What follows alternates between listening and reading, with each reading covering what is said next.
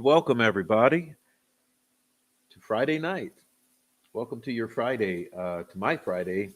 And if you're in the replay, well, who knows what day it is, but God bless you. Welcome.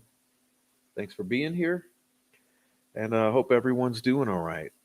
Please let me get these devices on do not disturb so you're not disturbed. And we'll get started. How's everything sounding? All right, let's say hello to everyone before we go too far. All right, now we got what do we have here. It's a new day. What's up? It's a new day. JT, Barbara Boardman, Brenda Mace, Bonnie, Oleg Cat, Pam Sheehan, Elizabeth Jones,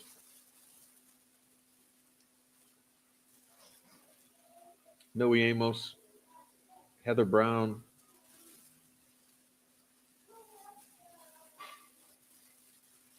Don Steele, Indiana Hannah, welcome. Amy, welcome. Donnie Pitbull Kuntz, welcome. Miss John Snow, welcome. David Rogers, Mino Dino, Elizabeth Park, Nature Loving Lady, Fur Baby Daddy, what's up? Nature Loving Lady, David Rogers, Fur Baby Daddy, Five Green Acres, Ding Dong. We got Ricardo 2, Dennis McKean, welcome. All right, Siren Cindy, Kay, Sweet Dude Shibby,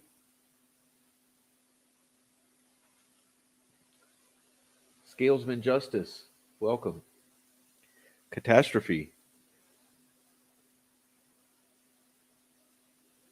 Mandy Gillian, welcome. All right, Judith Galloway, Pam Sheehan, Indy Cindy,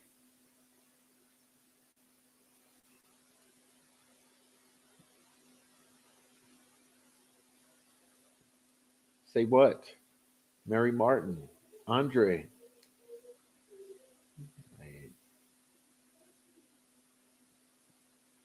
Roby T, Carol, Heavy Metal Rehab, Asha Harry, Aaron Town,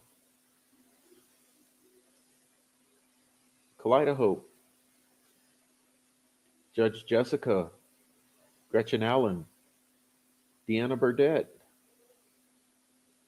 Rebecca Ann, 1965.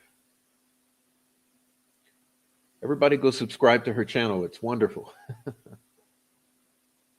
Okay, artist known, woman doing.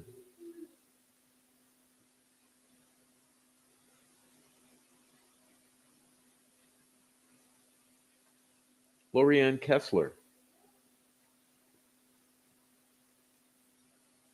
Jen Singalong, welcome. Valencia's mom. All right. I think that's everyone I see in the chat. Well, no, we got Radar. What's up, AKA Radar? Crazy Girl 1203, Kate U, Who's Your Daddy? Lena. All right, I think that's everyone now. So welcome, welcome, and if you're in the Lurker crew, go ahead and welcome. Happy Friday. Yes, it's rather late. It's rather late, but it is what it is, right? Happy Friday. Tonight's a nice night. What's up, Spicy Cappy? All right, woman doing Indy Cindy, Crystal Lover 1980. All right, so welcome Friday now.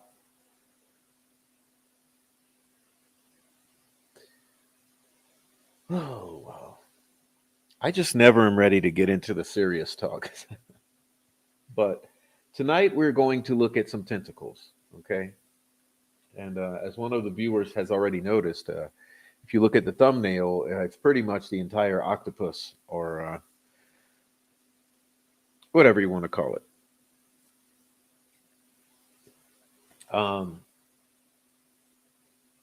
What's up, Nancy Drew?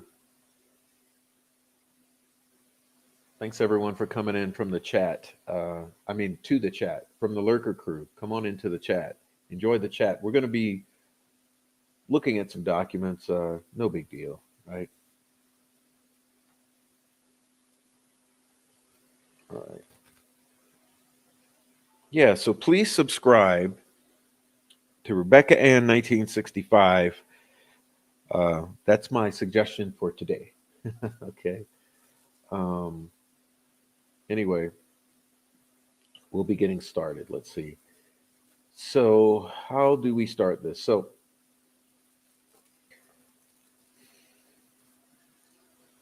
all right.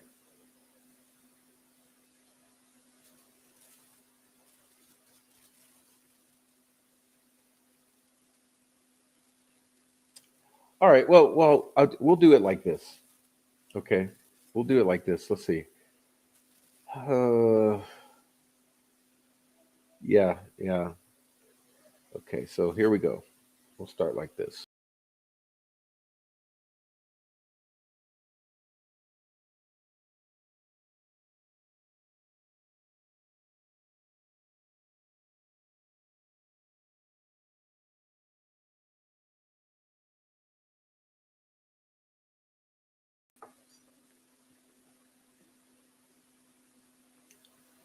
So we're gonna do some.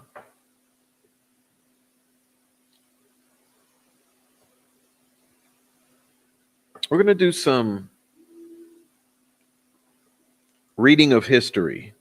Okay. We're gonna do some history. Oh yeah, and everyone, please hit the like as you're coming in. Thanks. All right. Okay, here we have a little bit of some history. It says, oh, excuse me. Whoa.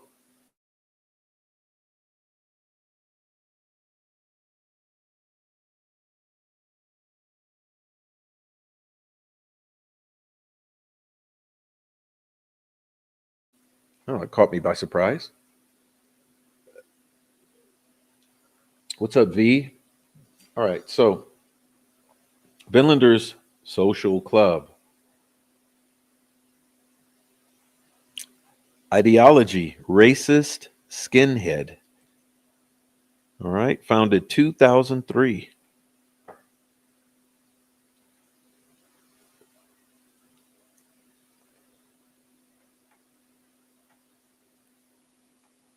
The Vinlanders Social Club was formed in 2003 by a handful of former members and associates of a rogue, racist skinhead group, the Outlaw Hammerskins.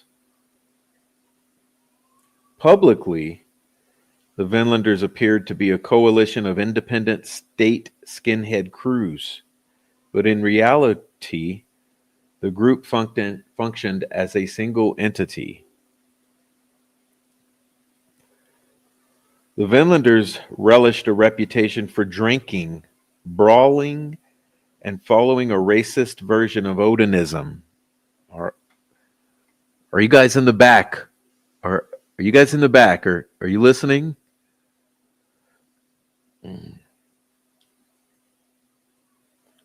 Drinking, brawling, and following a racist version of Odinism, a form of ancient paganism once practiced by Vikings. In its own words, quote, our beliefs stem from being deprived of our individual freedoms and from our witnessing of the decline of Western civilization. One of the most obvious and sometimes relevant symptoms of this decline is forced integration and the decline of our towns and neighborhoods based on racial makeup. Co-founder Brian James on the group's website in 2007.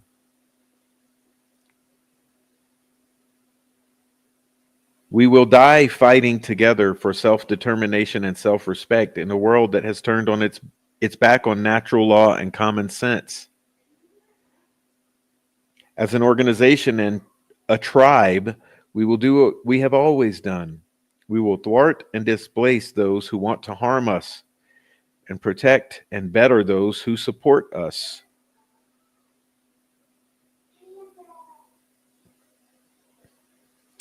Co-founder Eric Fairburn says, I am ready for Valhalla or prison to do what is right.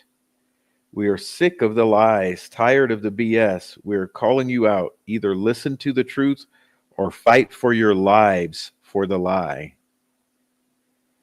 Okay. Background.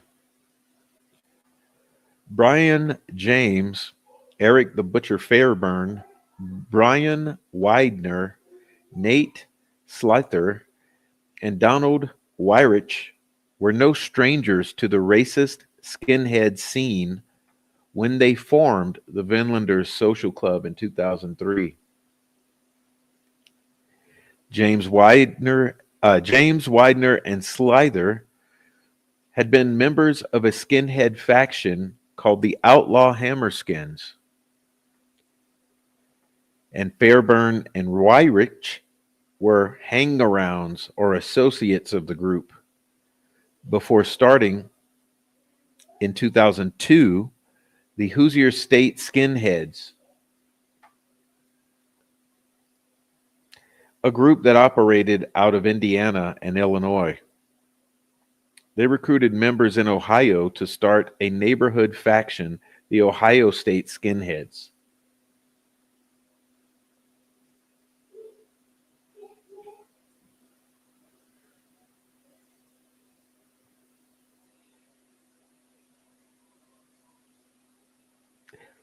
Though outwardly it appeared the two groups were separate, in reality they functioned as a single organization. As more crews were created, they all became part of what came to be known as the Vinlanders Social Club.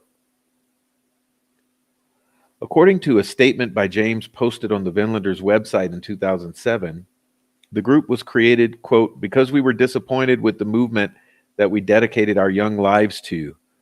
And that would be the Outlaw Hammerskins.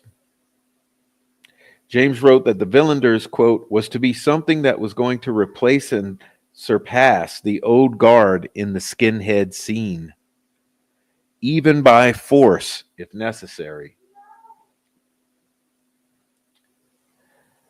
The Vinlanders were formed in large part as a direct challenge to the Hammerskin Nation, a coalition of Hammerskin crews that had dominated the racist skinhead scene for more than a decade.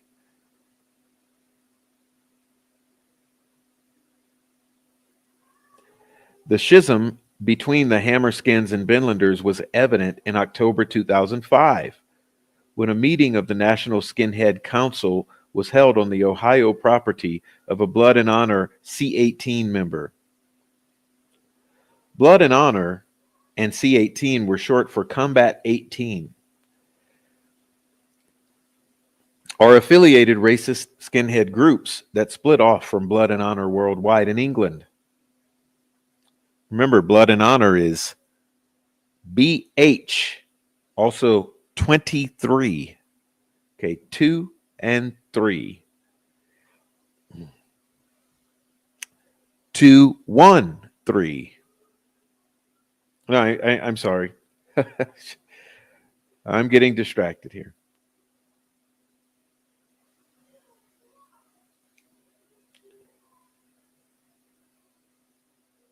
$28.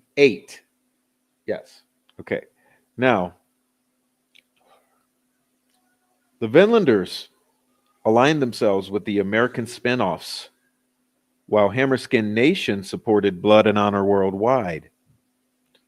More than a dozen white supremacist groups, mostly skinhead crews, but also the Imperial Clans of America and the Neo-Nazi National Alliance were in attendance. And by the close of business, the coalition decided to call itself Council 28, 2 for B, representing blood, and 8 for H, meaning honor.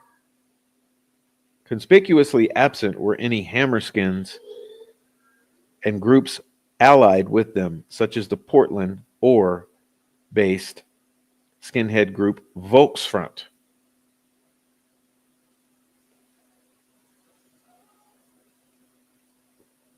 The next gathering of Council of 28 was much more evident than the first. The Vinlanders and their allies met on Memorial Day weekend of 2006 at the annual Nordic Fest Hate Rock Festival held at the IKA compound in Kentucky. Fairborn and James posed for a photo mocking Hammerskin Nation by holding its flag upside down. While Stephen Boswell, a member of the Missouri branch of the neo-Nazi National Socialist Movement, spoke to the crowd at the Nordic Fest, he said that the white supremacist movement couldn't succeed, quote, by belonging to a social club where all we do is drink and shoot the shit every Saturday night. The Vinlanders, assuming the comment was directed at their social club, took offense. As soon as Boswell left the stage, they pummeled and kicked him repeatedly as his wife and 10-year-old daughter watched in horror.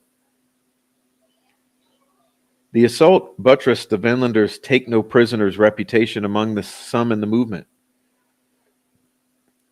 But many older white supremacists bemoaned the white-on-white violence. 2 months later, Fairburn published an open challenge to Hammerskin Nation for 30 versus 30 mutual combat on neutral ground. The Vinlanders' first choice for combat was fist and boots, said Fairburn, who also used the name Eric Wolf. The secondary option, bricks, bats, knives, clubs, and axes. Are you listening yet?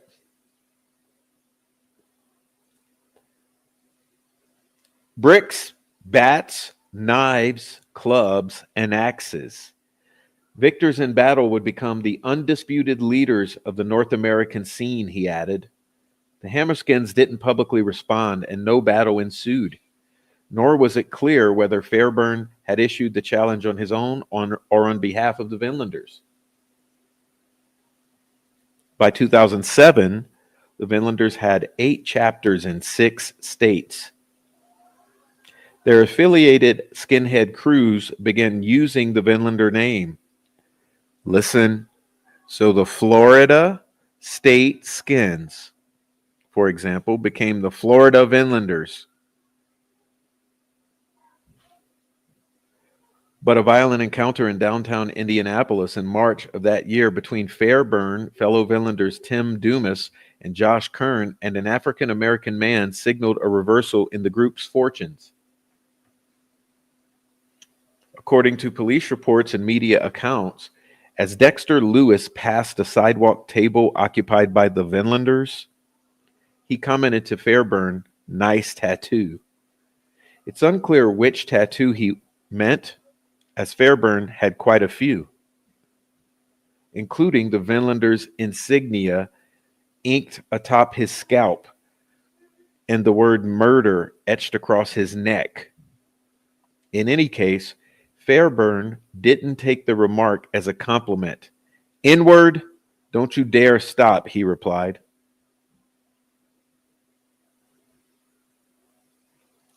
Lewis kept going.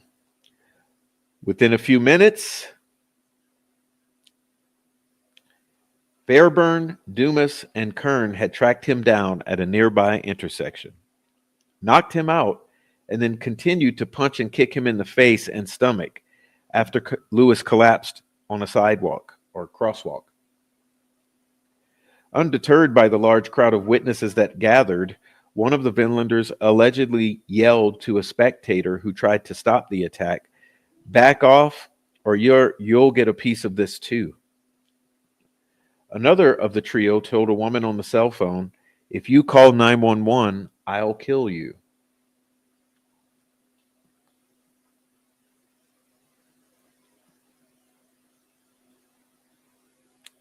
All three skins were arrested a short time later.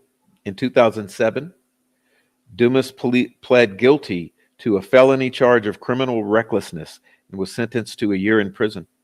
Kern pled guilty to misdemeanor battery and received 60 days.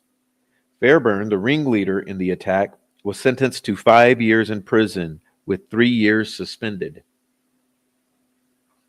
Shackled and handcuffed, Fairburn did his best to sound contrite during his sentencing hearing, respectfully answering, "Yes, ma'am," and "No, ma'am," to the black woman judge peering down onto him from the bench. When she announced that she was barring him from associating with skinheads or any other white supremacists as a condition of his suspended sentence, Fairburn didn't hesitate to renounce the Vinlanders in open court. "I'm no longer a member of the Vinlanders, and I no longer have any association or ties whatsoever with the Vinlanders Social Club or any other racist clubs or anything," Fairburn said. "I haven't been around those people in over a year. I'm 34 years old, and I've got too much going on in my life to waste any more of it. When I decided to get out, I grabbed as many people as I could and ran for the door. Anybody who thought I could talk some, I thought I could talk some sense into, I did, and a few quit along with me." In September 2007, Vinlanders co-founder James stated on the group's website that the Vinlanders and Hammerskin Nation had negotiated a truce, ending a 3-year feud. Vinlanders and the Hammerskin Nation have been conducting meetings and parties on both sides and have decided to declare peace, he wrote.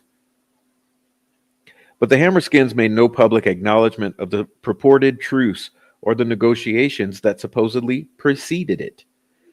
To the contrary, Volksfront VF leader Randall Krager, whose group is allied with the Hammerskins, issued a press release claiming that neither Volksfront nor any of its affiliates had or would, quote, "make any deals with persons who have attempted to harm or slander Volksfront."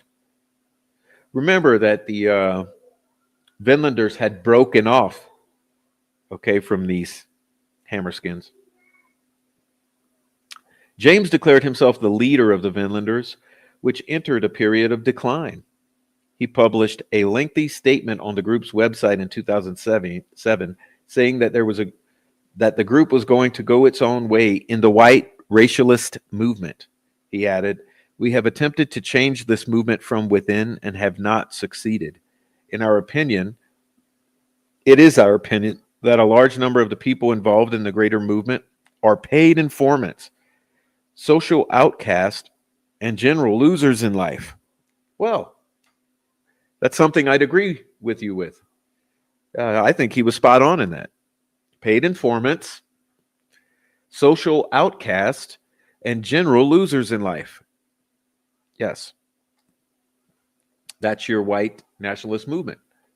Um, there was more violence to come from the Vinlanders members. In 2009, Michael Parrish, a corrections officer in Monroe County, Pennsylvania, secretly a probationary member of the Vinlanders. Do I need to say that again for all of you idiots in the back? Michael Parrish, a corrections officer and secretly a probationary Vinlander, killed his live-in girlfriend and their 2-year-old son. His apartment was filled with Nazi memorabilia, including photos and DVDs depicting Hitler. In 2010, he pled guilty to 2 counts of first-degree murder. In September 10, the Phoenix New Times reported that more than a dozen members or associates of the Vinlanders in that area had been arrested the previous year, essentially wiping them out in Arizona. 2 of the reputed members, Travis Reese and Aaron Schmidt, were indicted for the drive-by shotgun slaying of a white woman walking at night with her African-American boyfriend. Another alleged Vinlander was arrested and charged with trying to intimidate a witness in Reese and Schmidt's case. And you may remember a year or so ago me talking to you about that. In May 2011, Reese was sentenced in another case to 22 years in state prison for bashing his girlfriend's head into a wall at a party and stabbing the two men who came to her aid. On the one in the hand and another in the neck. After being released from prison in 2009 for his Indianapolis assault, Fairburn turned himself into police in that city in September 2010 and confessed to the 2004 murder of a man in Springfield, Missouri. The man, William McDaniel, was allegedly responsible for the drunken driving death of one of Fairburn's friends. In 2011, June, Fairburn was convicted of second-degree murder and is serving life in prison. In June 2011, Brian Widener was the focus of the MSNBC documentary Erasing Hate, which chronicled the excruciating series of treatments he received to remove the racist tattoos that covered his face and neck. Widener, who had left the movement in 2006, publicly renounced his white supremacist views. In the summer of 2011, the Vinlanders held their first ever white power concert entitled Plunder and Pillage, which drew more than 50 racist skinheads to Ohio from around the country. Then later, at a concert, James hung out with Richie Myers, head of the Florida, for you in the back, Florida faction of the Confederate Hammerskins, a sign that the truce declared 4 years earlier with the Hammerskins was apparently still in force. Okay?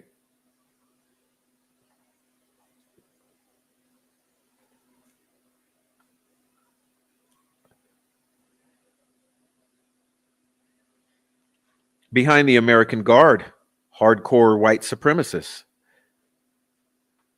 So this faction continued to morph, transform, mature. And on March 30th, 2017, we have this article that says dozens of people showed up at the Indiana State House in Indianapolis on March 25th, 2017, to support President Trump and his administration at a Make America Great Again rally, one of a number of such events held around the country that weekend, waving Trump signs and American flags. Keep in mind, this has nothing to do with Trump. You'll find that out later. Many participants were everyday Americans excited about their president. That's the norm. But about a dozen of the ralliers were a little different. They had American flags, but also carried strange shields. Many wore T-shirts that read American Guard or Vinlanders. A few had somewhat sinister appearances, such as the marcher who wore Vinlander sunglasses and sported a RAHOWA racial holy war tattoo on the side of his head. Rahowa, racial holy war.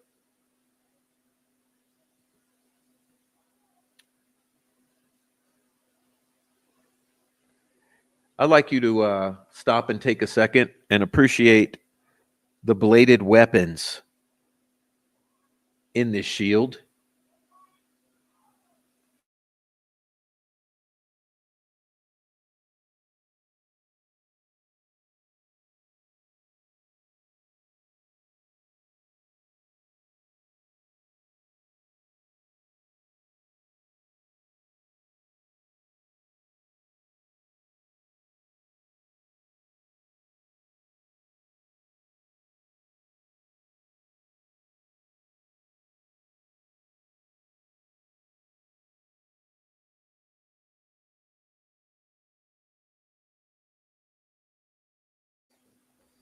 I'm not allowing any misinformation, so sorry if I snipe you. All right, come and take it. Two-bladed weapons. Geez, did something like this cut Abby and Libby? These marchers were actually members and associates of a group called the American Guard, and were there, they later stated, to provide, quote, security for the march against the threat of left-wing protesters. The American Guard formed in Indiana in 2016. Now, keep in mind how these groups continuously break off, splinter, morph, change names, identities. Okay, so in the 10 years prior to the murders of Abby and Libby, we were talking about the Hammerskins and the Vinlanders. But by 2016,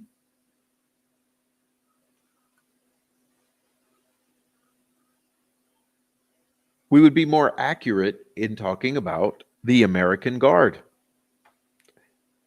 The American Guard formed in Indiana in 2016 and officially went national in February 2017. Hey, those in the back, uh, let me say it again for the idiots in the back. The American Guard formed in Indiana in 2016 and officially went national in February of 2017 with the stated goal of voluntary community protection, activism, and service based around the ideals of the American constitutional nationalism and the preservation of Western culture. This group would, it claimed, encourage Americans of any race, class, or faith to participate with us in these beliefs. Even a cursory examination of the American Guard, however, suggests that its deliberately innocuous self-description may not be accurate. The group's logo, for example, prominently displayed two crossed meat cleavers.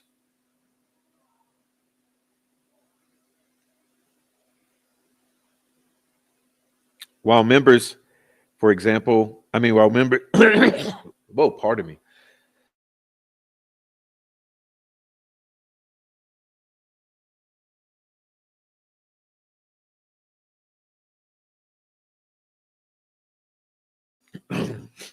While members frequently use image of actor Daniel Day-Lewis in roles,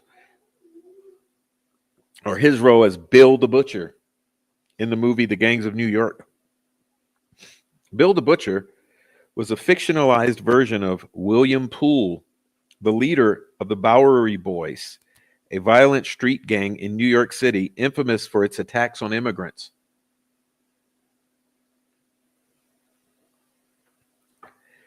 And like the Bowery Boys, whom they apparently admire, the American Guard has a background with connections to anti-immigrant extremism, hatred, and violence. Indeed, before the American Guard was the American Guard, it was actually the Indiana chapter of a group called the Soldiers of Odin, USA. Excuse me, let me say it again for the idiots in the back. Before the American Guard became the American Guard, it was the Indiana chapter of a group called the Soldiers of Odin.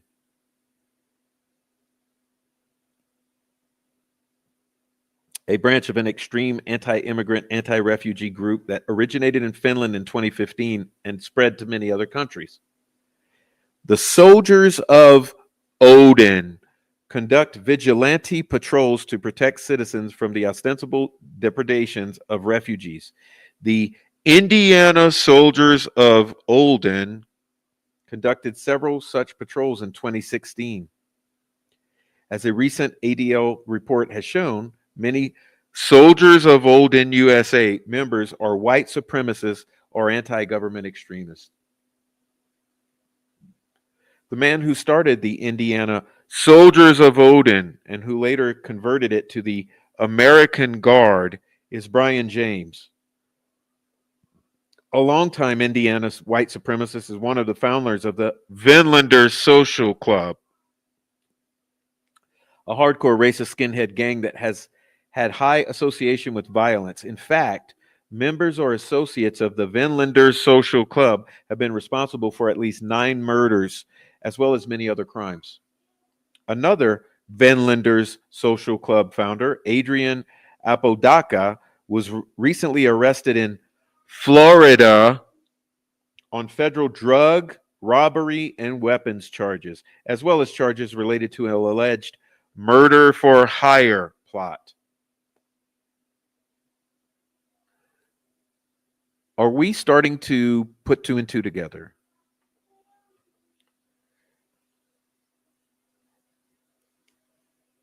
Brian James can be seen below posing with other Vinlanders in a March 2017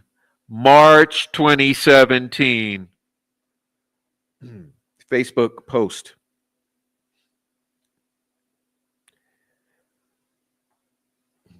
A number of Vinlanders took part in the Indianapolis rally, some of whom posed for photographs among other unwitting marchers while flashing the Vinlanders hand sign.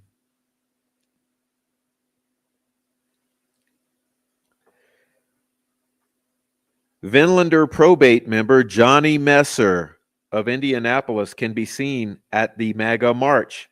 At the march, flashing the Vinlanders hand sign in a Facebook image wearing a Vinlanders probate patch.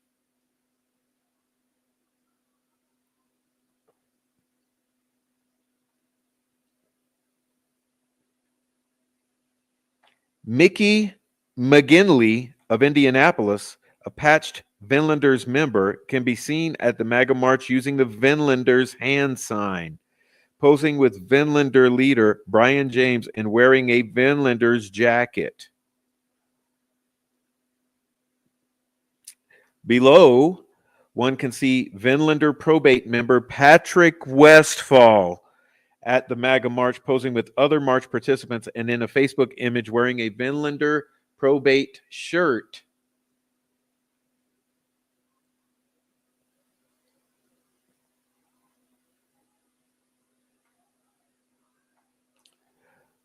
The white supremacist connections to the American Guard extend beyond the Vinlanders.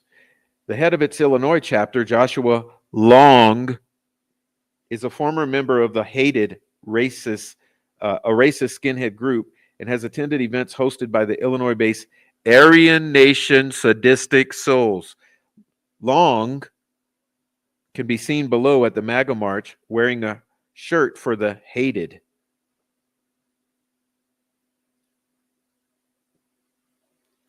Racist skinhead Jeremy Bowman of Columbus, Indiana, was a previously patched member of the American Front, a racist skinhead crew, and has since associated with a number of different white supremacist groups. Most recently, he started a white supremacist motorcycle gang dubbed Dirty White Boys. Are you understanding yet? Below, he can be seen at the MAGA march and in a photo with the late American Front leader David Lynch. Additionally, there is a Facebook page of his Dirty White Boys colors. The 9% depicted on the colors is a numeric white supremacist symbol that refers to the percentage of the world's population that is purportedly white. White supremacist Seth Peters of Norway, Illinois, is a member of American Guard, Illinois, and a former member of the traditionalist American Knights of the Ku Klux Klan. Below, he can be seen at the MAGA march posing with other American Guard members in a Facebook image and participating in a cross-burning ceremony with the recently murdered Ku Klux Klan leader, Frank Ancona.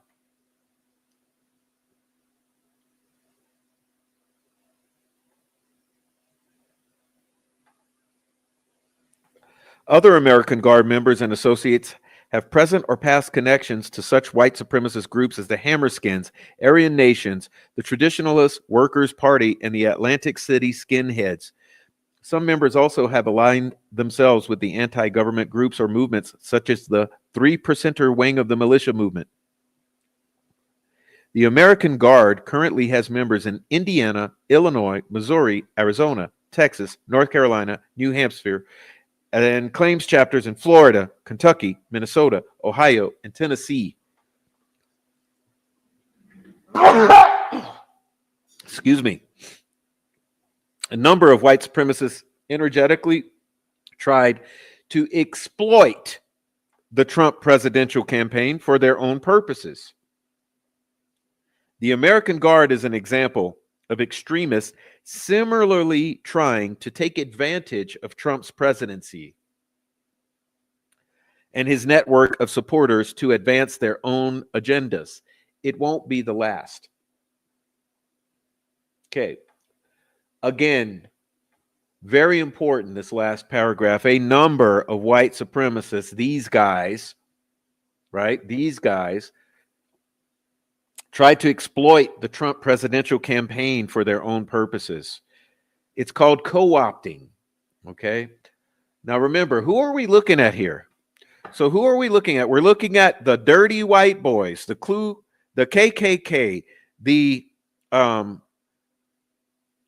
Vinlanders, right? The Sons of Odin, the American Guard, Patrick Westphal, Johnny Messer, Mickey McGinley. All right? Florida Connections, the Soldiers of Odin.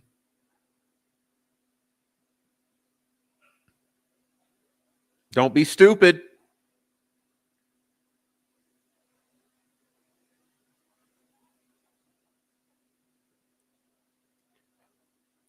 No, please just give me a moment. I have to blow my nose. That was a very intense sneeze there. I'll be right back.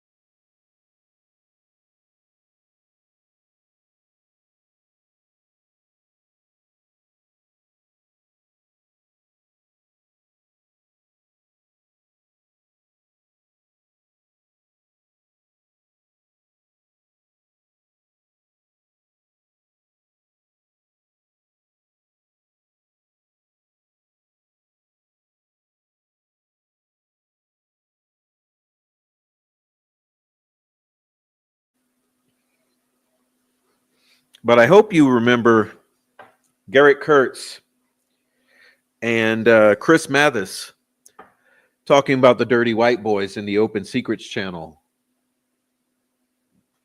All right. Like, I think it's very important to understand all of these things together, right?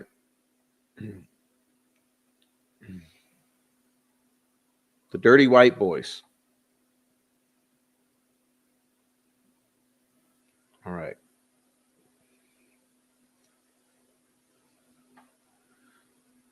Yeah, look, I'm going to start deleting shit because I don't want any misinformation. This has to be very clean. You understand? So let me come in here and delete some shit that I don't like already. Let's see. Okay.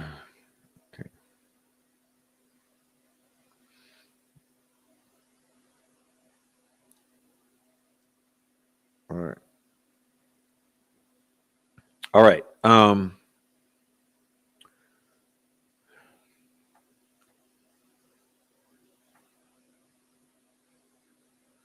All right. Here we go.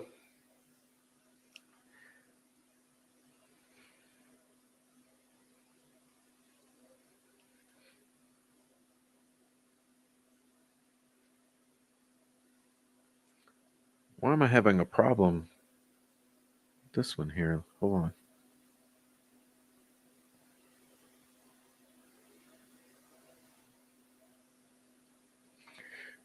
on. Pardon.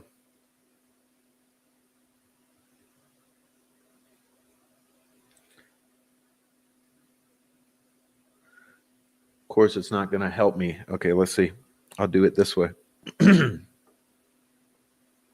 Soldiers of Odin, USA.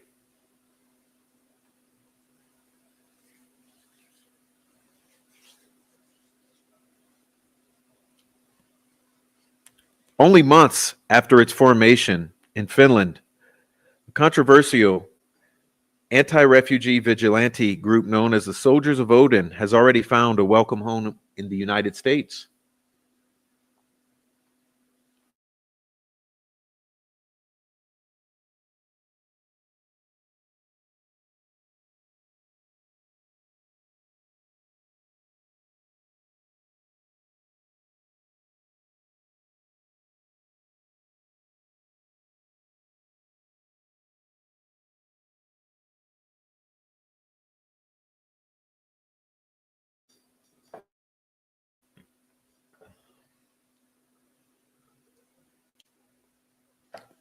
Its new American chapter, known as the Soldiers of Odin USA, has just since February already amassed thousands of American members and cheerleaders ready and eager to support the group's chapters in Finland and other countries and bring its anti-immigrant, Muslim, blah, blah, blah, blah, blah, blah, blah.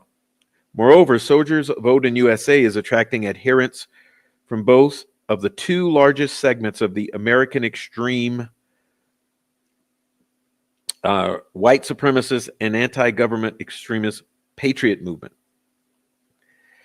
Soldiers of Odin USA held its first formal patrol in Denver in March, and more on the way.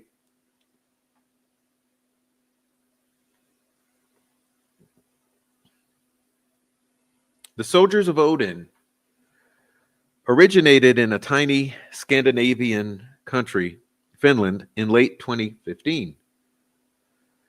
But the group's formation and rise are tied to the larger refugee problem that countries across Europe have experienced in many years. Yes, directly due to Biden and New World Order's regime of flooding.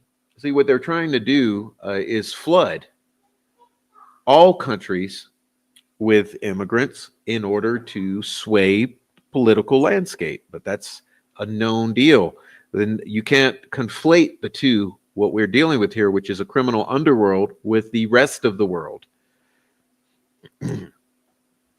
Right. Over the New Year's holiday in December 2015 and January 2016, a number of incidents of harassment and sexual assault took place during the holiday celebrations in several European cities. Um, these incidents were alleged to have been committed by refugees. Retaliatory acts by anti refugee activists, including assaults on asylum seekers and vandalism and arsons of refugee centers, soon followed. In Finland, the backlash against refugees included the Soldiers of Odin. The group was founded in 2015 by Finnish white supremacist Mike Ranta, but its real growth occurred in 2016. Okay. The ostensible purpose of the group is to conduct vigilante patrols to protect Finnish citizens from alleged depredations of refugees.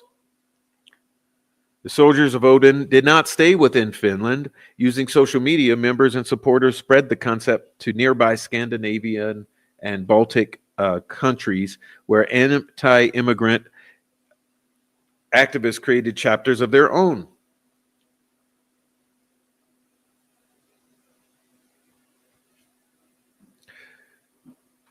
Soldiers of Odin in the U.S. It was inevitable that Soldiers of Odin concept would reach the U.S., and it did so in February of 2016. Spread by social media sharing of news stories and supportive posts about the group from sympathizers.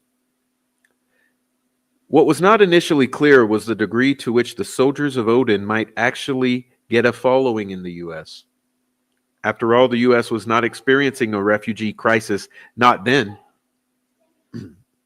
Okay, while the limited and controlled numbers of refugees entering the U.S. did so,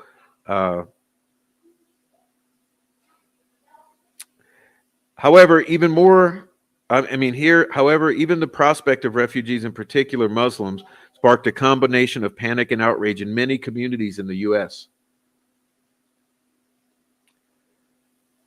In recent months, some towns and communities actually passed resolutions refusing to accept potential refugees from Syria. Now, I'm going to skip ahead a bit.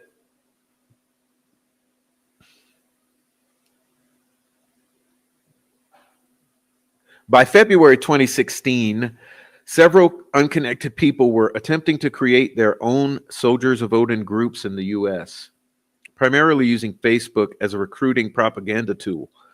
The earliest was Pennsylvania. White supremacist Rick Wright, who in mid-January created a Soldiers of Odin United States Facebook page, followed by a website. Okay.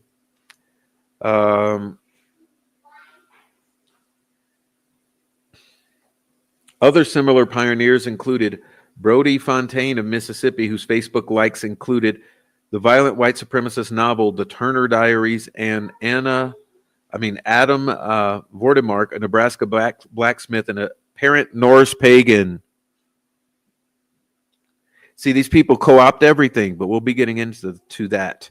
Fontaine and Vordermark soon combined forces, calling their group Soldiers of Odin USA, and secured the official sanction from the Finnish Soldiers of Odin as the official American chapter.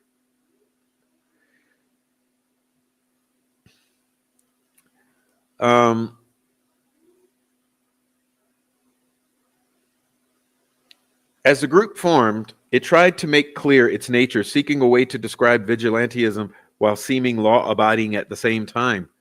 The Soldiers of Odin USA official bylaws claimed that, quote, it's time to take back our streets, states, and country, and that they believed in protecting the streets with patrols, stating that they are the eyes and ears of the police and the place that the police cannot always be. They claim to have their patrols that are supposed to be observe and report operations. State chapters, however, have sometimes been a bit more forthcoming in their own characterizations of the rules.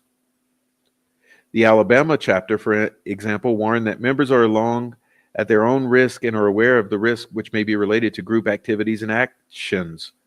Utah chapter claimed that members do not get in the way of the police because there was, quote, too much drama and exposure of the not legal kind. But at the same time, it ordered members to, quote, do anything to protect the ones you love. On patrols, members who saw any issue that needs dealing with should, quote, deal with it appropriately. Moreover, we never kill unless assaulted with deadly force intent. Do your best, stated another chapter rule, to stay within the boundaries of the law, quote, if at all possible. Okay.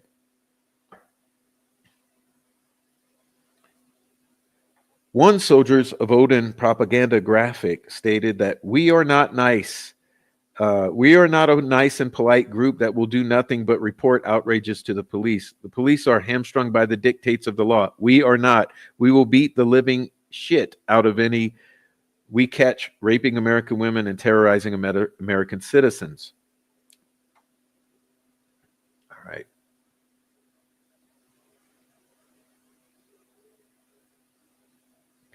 An examination of the members and supporters of Soldiers of Odin USA leaves no room for doubt. Though not all such adherents of the group are white supremacists or bigots, so many of them clearly are that the Soldiers of Odin can easily be considered a hate group.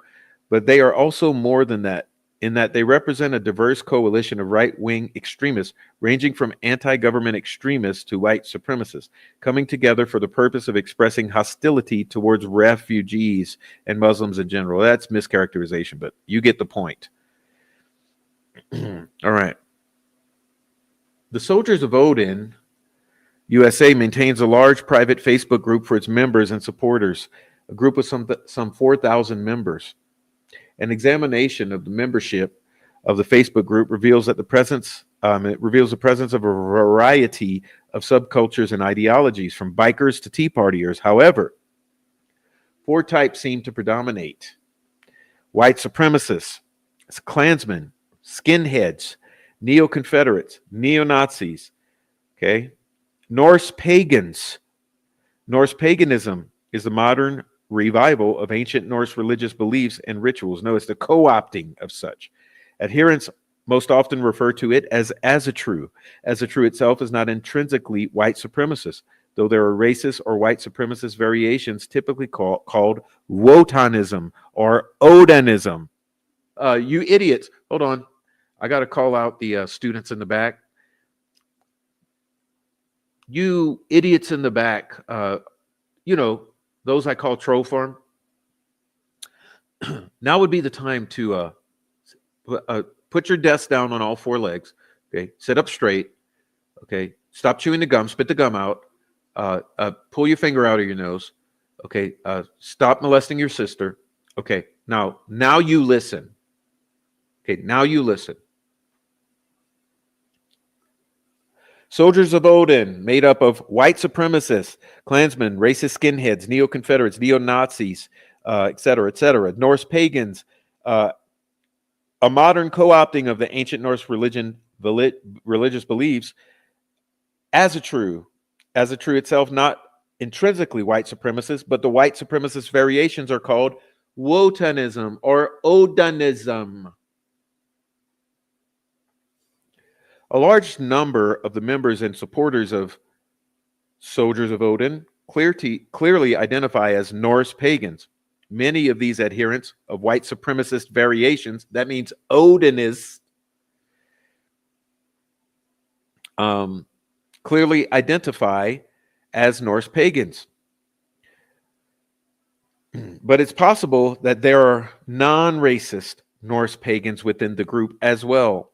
It's also possible that a few joined Facebook group out of only mistaken beliefs that the group was merely another Norse pagan group.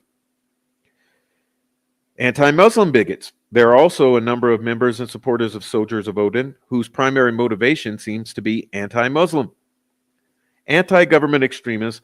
Among the members and supporters of Soldiers of Odin are a large number of militia members, adherents of so-called 3%er movement, a growing wing of the militia movement. Okay, white supremacy seems to be the constant.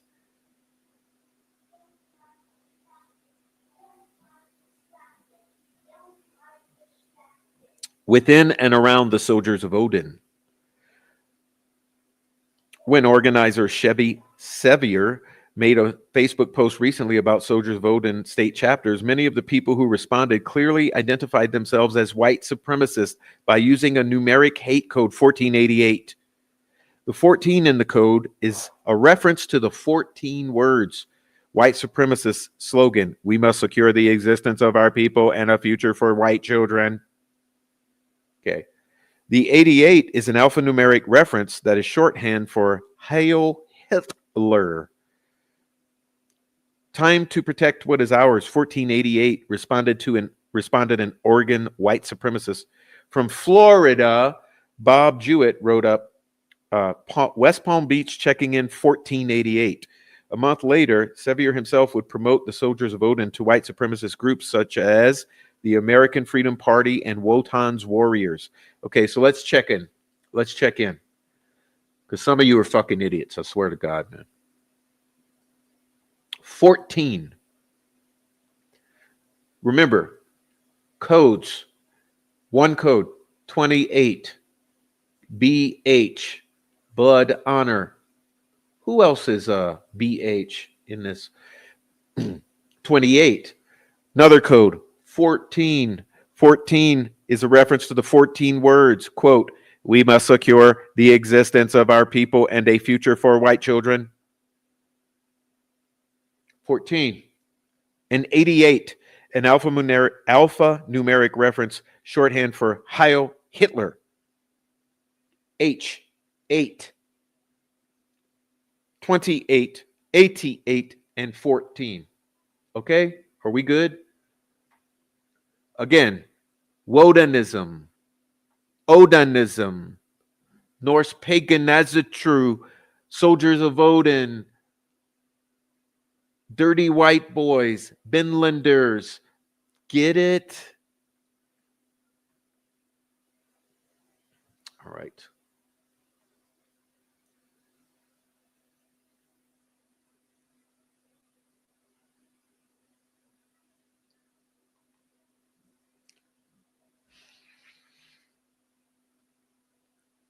The prevalence of racism and white supremacy within the ranks of the members and supporters of the Soldiers of Odin has caused conflict through the group's short life.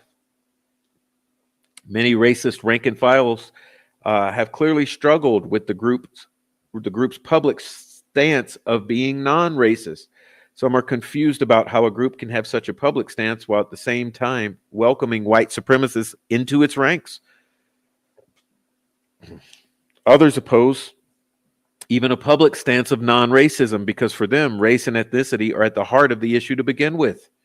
As early as February 8, Adam Vordermark had to threaten to kick people out of the group because of the arguing. Quote, "The world will always be full of different beliefs and people," he wrote. "Get over it." Further admonitions would periodically follow. However, getting over it proved to be far from easy. "Keep feeding into this bullshit of all racial communities should be welcome," complained one member, "and you'll be digging your own neighbors' knives out of your backs. I stand with my own." Right, because white people never kill other white people. Oh, gosh. What about all the crime in the black communities? Or are we supposed to turn a blind eye to that seeping into our good neighborhoods in America? Sorry to tell you, dumbass, there are no good neighborhoods. And by the way, white people kill black people. White people kill white people. Black people kill black people. White adults kill white children. Black adults kill black children. Do you understand how this works?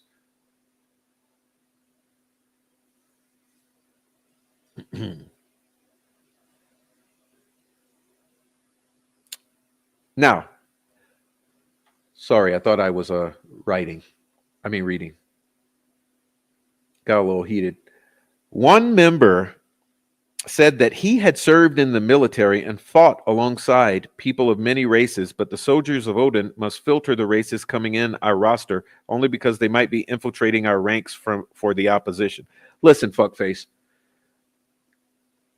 If you have a group such as this, you can pretty much plan on it being infiltrated because the feds infiltrate everything. Guarantee you, they're always boots on the ground. So don't think you'll ever lock out infiltration. So just go ahead and plan on it. That's the way that works.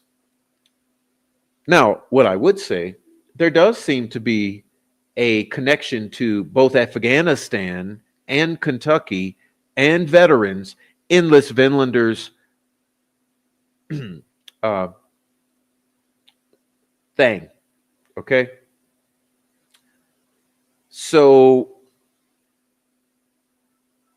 when you are trying to understand this tentacle into Delphi, I think what you should be thinking about are the traumatic experiences those who had served active duty in Afghanistan would have experienced, and the effects that that would have on them long term. You should recognize the epidemic of violence among veterans who have seen active duty in them trying to deal with that trauma and PTSD as they come on home and try to reenter society. Uh, they often downward spiral into self destruction. It's a problem that we have. Now,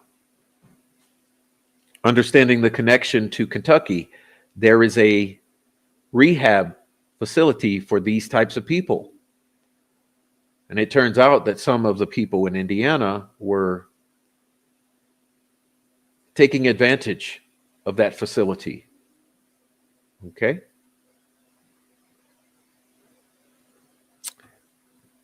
All right.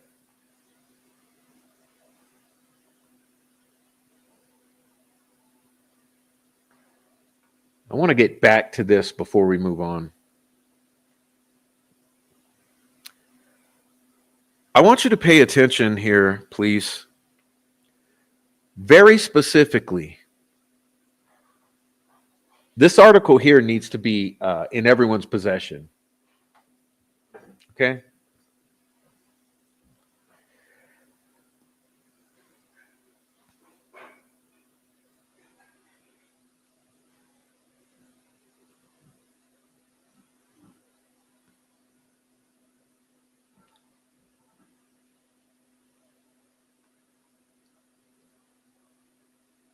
Again, here, second paragraph.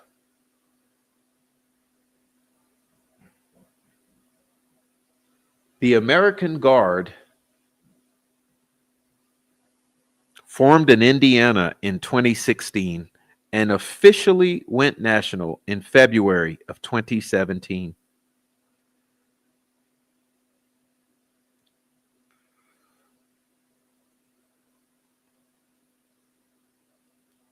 Johnny Messer,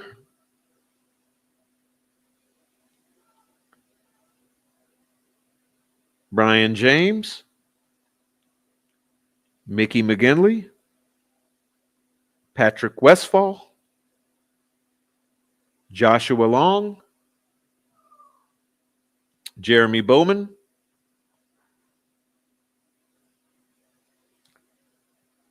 again, KKK,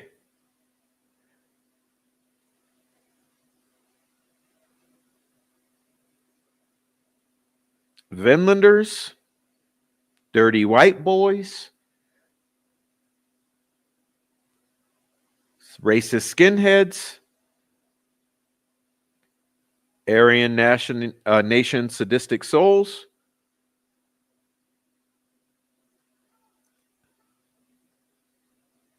And remember the first one I showed you with the connection?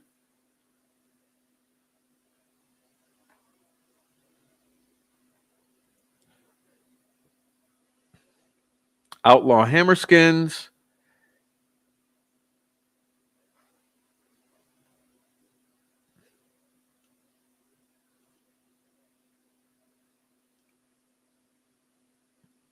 Okay.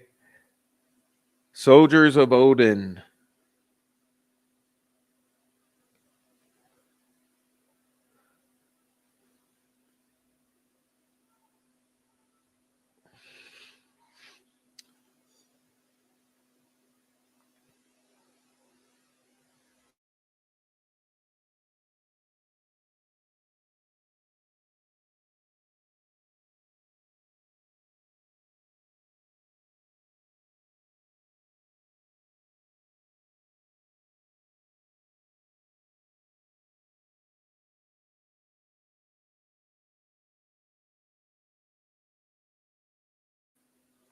Okay, so with that as context,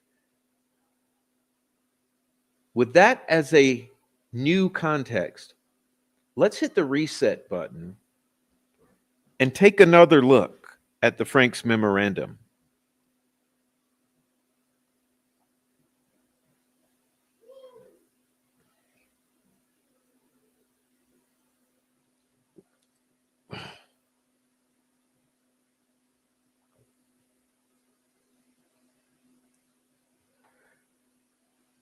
Members of a pagan Norse religion called Odinism,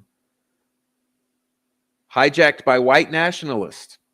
Okay, remember, what did the reading we just did, what did that say about what Odinism is?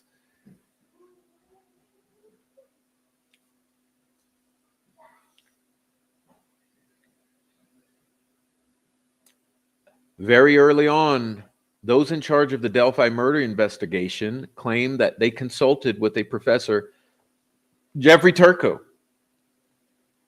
concerning what resembled possible Odinism signatures left behind at the crime scene.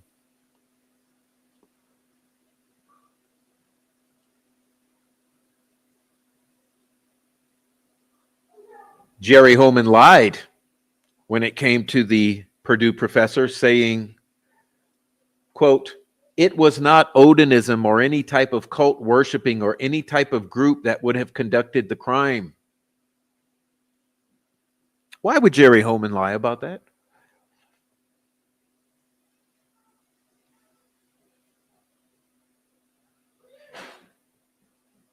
However, as of September 7, 2023, the leaders of the Delphi investigation team claimed they couldn't identify Professor Turco. Remember that?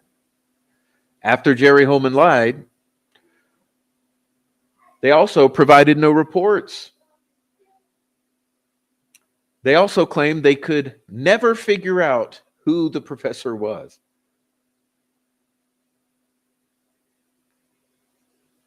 They abandoned this angle of the murders. The years go by. But as the years went by, Kevin Murphy, Greg Ferenczi, Todd Click pursued the truth.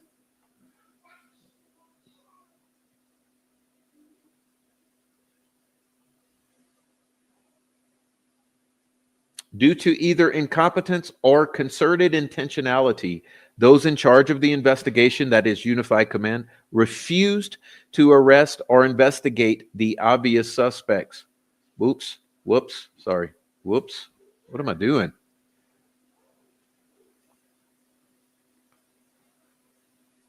On May 1st, 2023, McClellan received a letter from Todd Click, certified mail,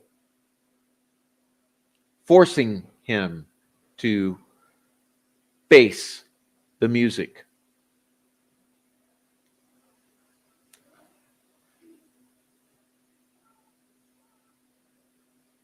The letter was not provided to the defense until after it was obvious that the defense would be talking with Todd Click. So McClellan, this is just another in the long list of items that McClellan was withholding from the defense.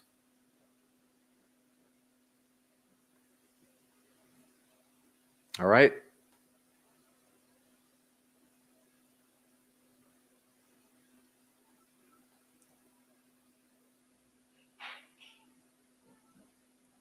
Now,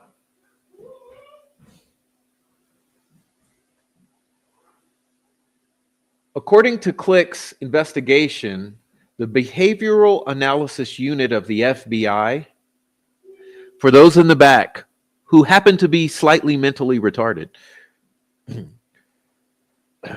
behavioral analysis unit of the FBI determined that the individuals responsible for the homicides of Abigail Williams and Liberty German were involved in Nordic beliefs.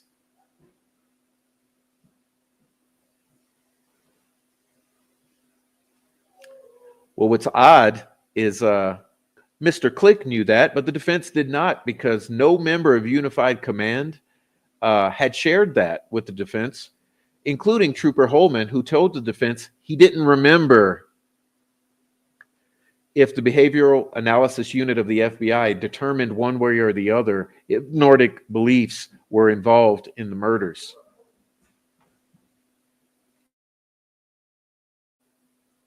At least up until the time of the Franks memorandum,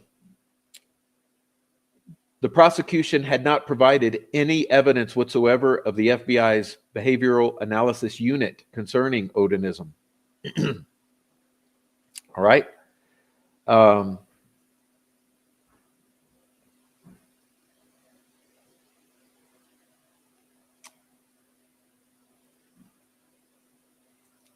The exculpatory evidence in the form of videos, etc., regarding some of these individuals was finally released in September 8, 2023, 9 months after the defense entered their appearance. Remember, as I've alleged many times or asserted, the prosecutor withheld discovery and disclosure to this defense counsel repeatedly, anywhere from 3, 4, 5, 9, 12 to 13 months, thereby handicapping the defense of Richard Allen. And lastly, August 28, 2023, remember, McClelland and Holman requested a meeting with Todd Click. You understand that? In which they were to request all of his information on the investigation into this group of people and attempt to put his mind at ease.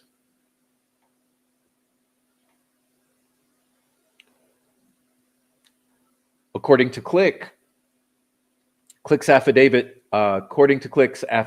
upon directing the letter to Mr. McClelland, I heard nothing from the prosecutor's office or any other members of Unified Command until I received phone calls on August 23rd and August 25th of 2023, which involved brief discussions regarding scheduling. During these phone calls, it was requested that I meet with Trooper Holman on September 4th, 2023. I was informed that law enforcement officials intended to sit down with me and discuss the reason why Richard Allen was responsible for these crimes. I was told that Holman wanted to put my mind at ease. However, during the meeting with Holman and a second detective whose name I am unfamiliar with, there was no discussions or offerings as to why they believed Richard Allen was guilty of the charged crimes. You understand that? I believe the interview was an attempt by them to clean up loose ends, knowing that they had given very little attention to the investigative efforts of myself, Detective Ferenczi, and Detective Murphy. So what they actually did was try to clean up this mess and get everything he had from him. You understand that? Now, not coincidentally, members of Odinism, the same pagan cult referenced in this Click, Ferenczi, and Murphy investigation, are employed as corrections officers for the Indiana Department of Corrections. Sounds familiar, doesn't it? Don't you just remember me reading about one of the correctional officers who was also?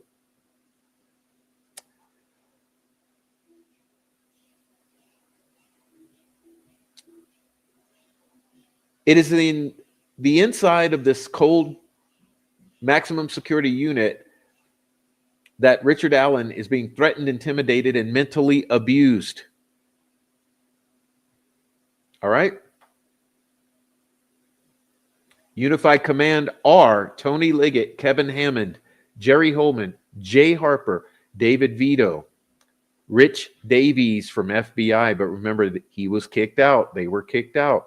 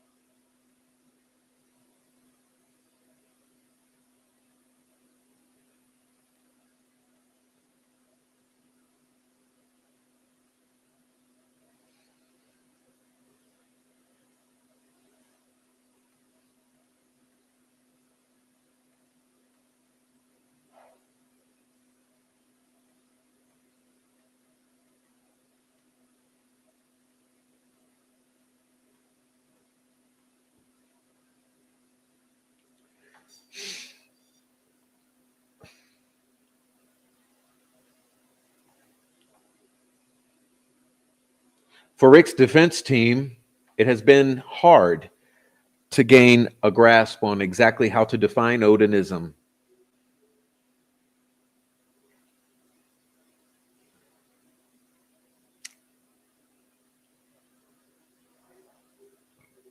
A 1998 article said this about Odinism: a neo-pagan religion drawing on images of fiercely proud, boar-hunting Norsemen and their white-skinned Aryan womenfolk is increasingly taking root. What the heck?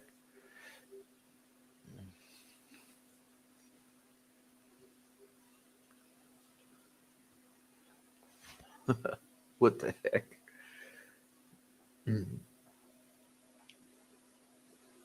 Among skinheads, neo-Nazis, and other white supremacist groups across the nation, as a true leaders have opened prison ministries in at least 5 states recently. Remember, this is 1998. A leading proselytizer, David Lane,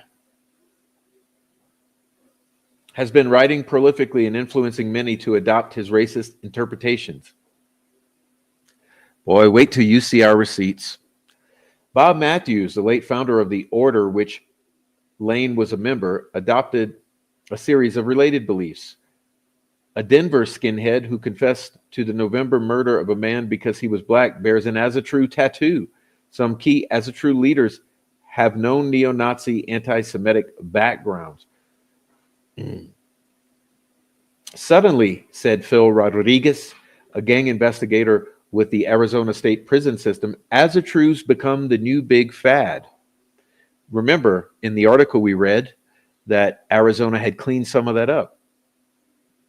As a True had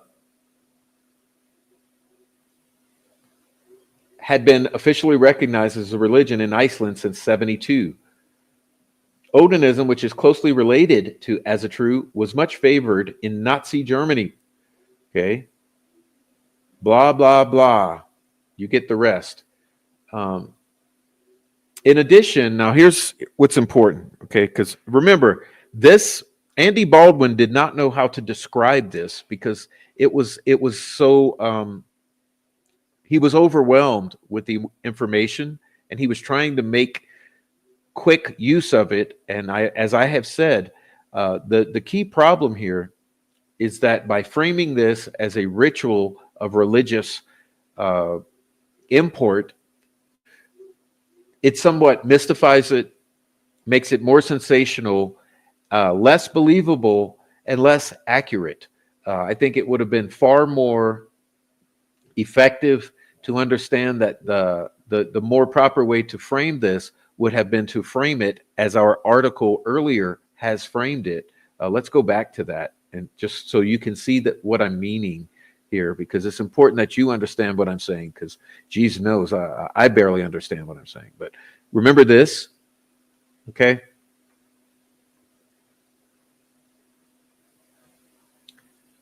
This is the way this needed to be framed.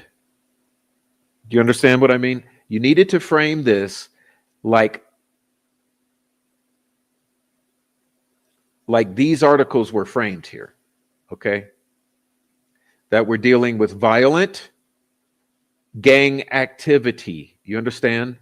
Violent gang activity. Right here in this one article from March of 2017, merely a month after the murders, you have Patrick Westfall, Johnny Messer, and others. Okay? Now, let me read something to you, because this is another thing that's so important, because I remember when all of this hit in September, so many people were confused in trying to align this with the Trump presidency. Okay, now you need to understand that there's a one thing, just like confusing this contingent with actual Norse paganism is a mistake, it's a fatal error. Aligning this contingent with the Trump administration is a fatal error, because in both instances these people co-opt. Okay, so what does co-opt mean? Let's take a look at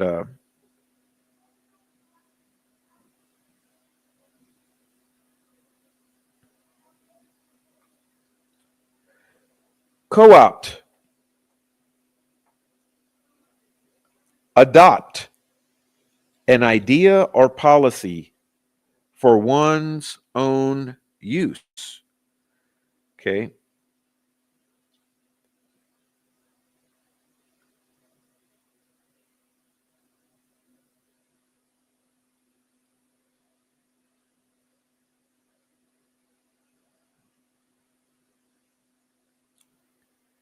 What would be the point of that? Why would you do that?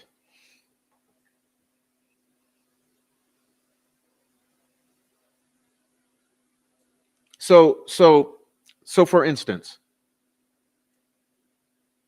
why would these guys do this with the Norse paganism, for instance?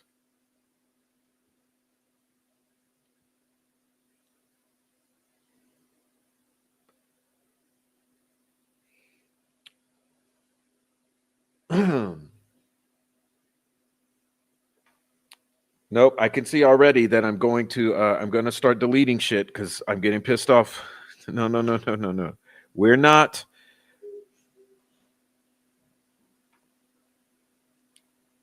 Listen, you guys can say what you want. I don't care what you're saying. I'll just remove it. This is a dictatorship right here. Okay. You would co-opt the Norse paganism to give yourself some sort of culture when you're trying to start something new. Okay, you're trying to start something to legitimize yourself, something to rally around, some identifying root or culture.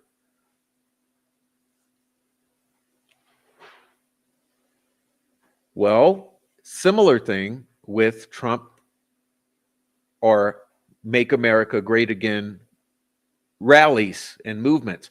Large numbers of people, administration coming into power, etc., etc.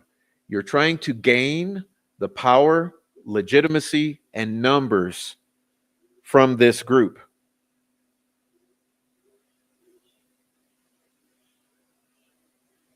So, in my opinion, that's what we're talking about here. They're co opting the Norse pagan history into their own and making use of it.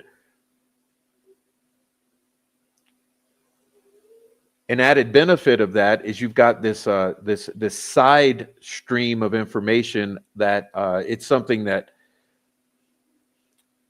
the Nazi Party had also somewhat had done to enculture themselves or whatever you want to call it, to imbue themselves with some sort of sense of connection to history and culture.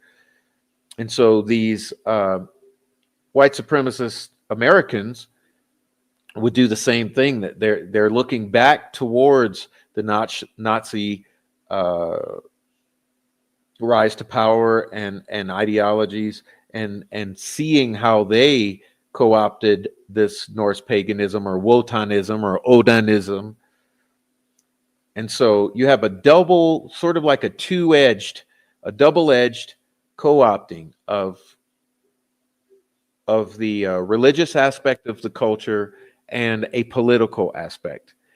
Okay, so as you know, it's no reflection upon, it's no, in truth, it's no reflection upon the Norse culture or the history of the Norse culture and Norse paganism. Nothing to do whatsoever. Just like it has nothing to do whatsoever with the Make America Great Again movement. It's simply the exploitation of these. So, had Andy Baldwin known how to frame this group as a criminal organization, as these articles lay out pretty clearly, going back into history, deriving from the outlaw hammerskins and then into the soldiers of Odin, and I mean to the Vinlanders and the American Guard, and then soldiers of Odin, and all of this. Okay, all of these, and had he been able to tie these individuals specifically to this and to these crimes, to these alleged crimes, he would have done a better job at framing that Frank's memorandum. And that's my message to you. Okay, here's what's going to happen. Here's what's going to happen. All right.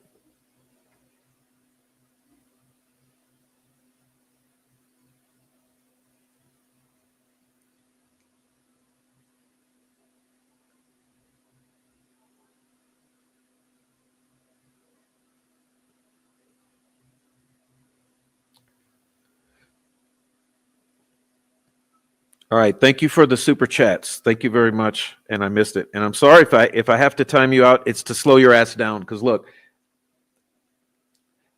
it's my dictatorship here. All right. So where was I? I say I'm getting thrown off by getting angry again. Please don't do it. Can we just get along here and you listen? If you don't like what I'm saying, just go elsewhere.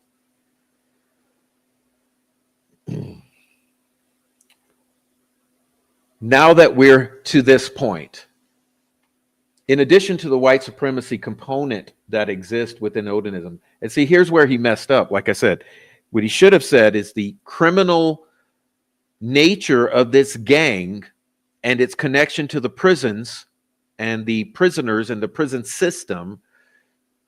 He should have said, in addition to the criminal component and the white supremacy component that exists within Odinism, there's additional dark demonic component. At least if articles concerning Odinist human sacrifice and imagery found on the internet, coupled with imagery and language found on Brad Holder's Facebook page, are to be considered. All right.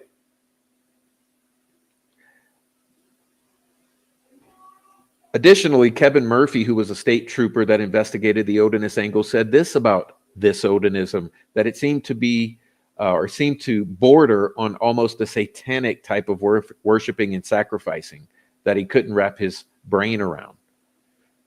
Okay. Now, don't forget here that he's describing the posing of Abby's body and other issues, along with the stick formations and the particular component of slicings of the throats. Okay.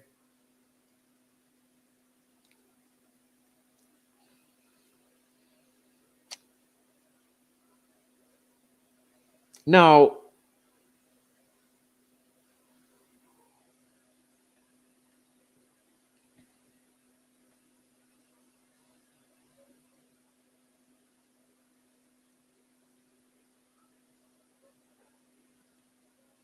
the difference between concluding that Odinists and cults did not commit the murders versus the evidence is inconclusive as to whether Odinists were involved in some way in the murders is significant. Okay, remember, what does that sentence mean? What does it mean?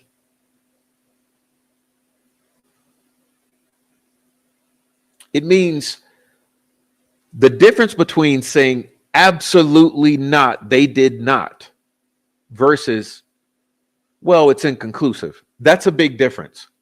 And it's an important difference. In the first instance, when you say absolutely they did not, such a conclusion could theoretically explain why law enforcement stopped pursuing the Odinist angle. But in the second instance, when it is inconclusive, law enforcement would presumably continue to pursue that angle based on the stick formations, the girl's body positioning, and the F or upside down L or whatever you want to call it, painted in Libby's blood on the tree, as well as other evidence supporting an orchestrated abduction and ritualistic murdering of the girls.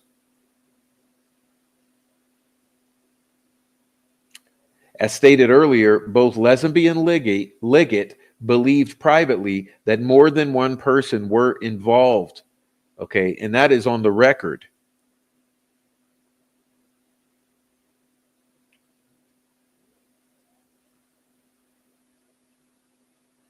And that was based upon primarily how much was involved and needed to have happened to leave the crime scene in the way that it was found.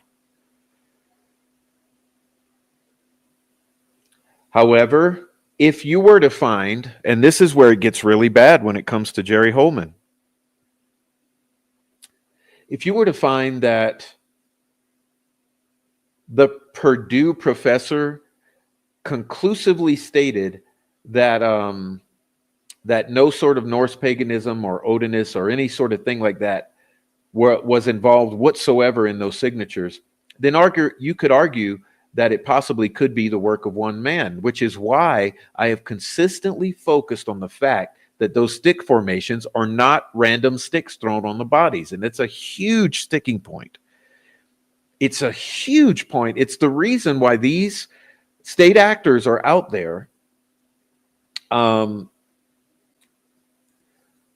pushing their narrative right now to try to explain away the fact that those stick formations on the girls were indeed what they were. All right? What do you mean? What do you mean, prop? Well, okay. You see, it's so crucial to this concept of whether or not these formations are signatures that indicate some sort of Norse pagan attempts at signatures or random. It's a huge point. And this is the reason that Jerry Holman, Nick McClellan, and the others are out there pushing real hard in the spin right now that these are merely to hide the bodies. It's crucial, absolutely crucial. Remember, we had Cicero agree that there was 3% coverage of the bodies, as you can see for yourself. And remember, as I've said many times, this is an animation. It's cute looking, right? It's sanitized. Imagine the effect were you to see this for yourself with the actual bodies of the girls.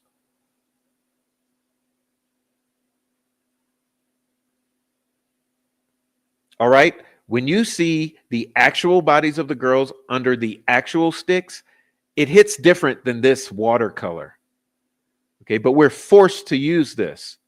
Okay, because if I was not to use this, if I was to use the actual photo, the Troll Farm Collective, the PR team, would come and simultaneously strike my video down 30 times with all 100 of their accounts.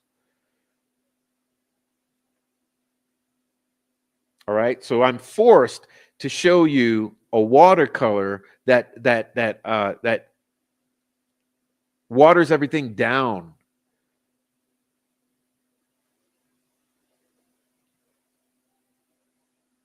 Okay, and what they also want you to forget is the posing of the bodies.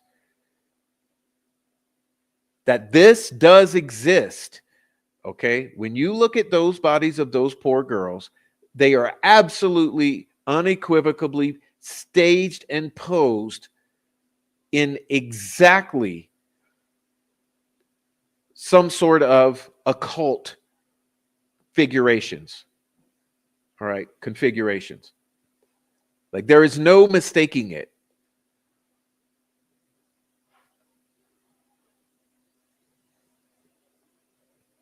Okay, you can't tell shit from these colored images. It doesn't give you the same effect. It's not the same import. But we're stuck with this because the maniacs will come and strike the channel if I show you what you need to see. But imagine this with real dead bodies.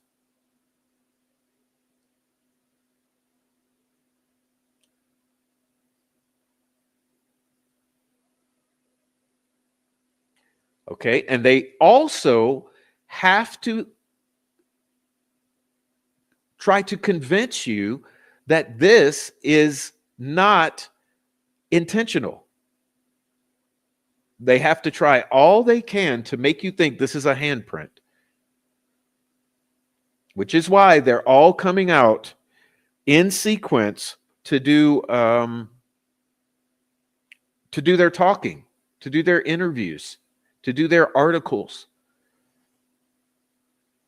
Okay? In order to like, this is so important that they're all coming out in sequence to do their little fucking PR pieces, because they have to convince you that this right here is not intentional. It's not a signature.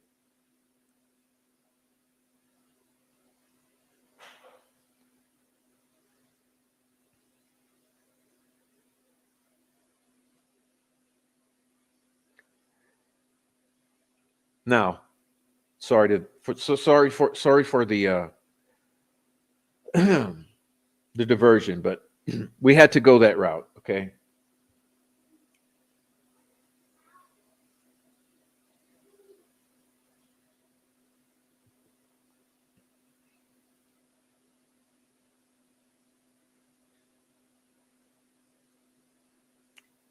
But it's odd that Holman tells one thing under oath and another thing to Purdy. Okay, so under oath, he came to the conclusion absolutely not involved in the murders. No Odinism, no Wotanism, no paganism, no signatures of an occult nature. No. But what he tells Purdy is that the results are inconclusive. And remember, what he also does is they try to hide Jeffrey Turco because Jeffrey Turco's words would prove otherwise.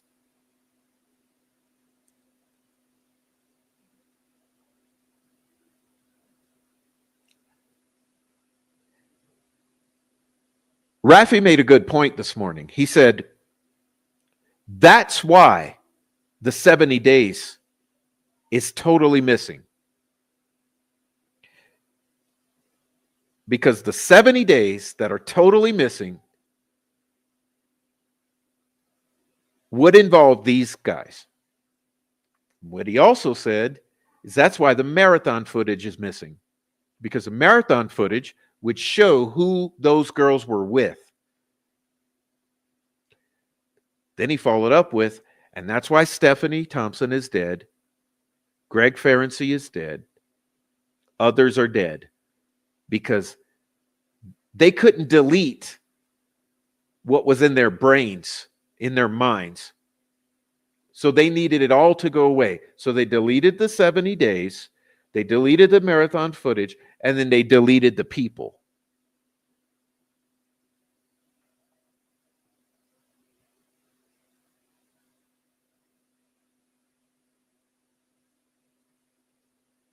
As part of discovery, the defense received a 12-page Word document that provided a summary of Trooper Kevin Murphy's investigation of the Odinist angle.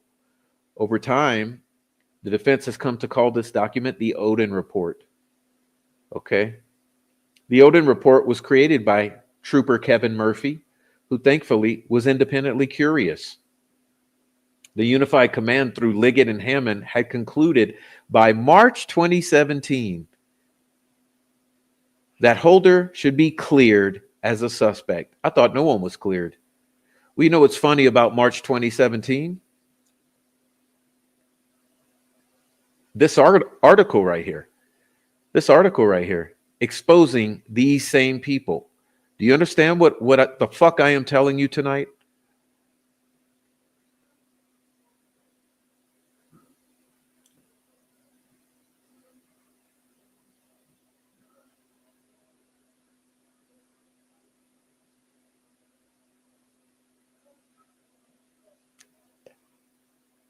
These same people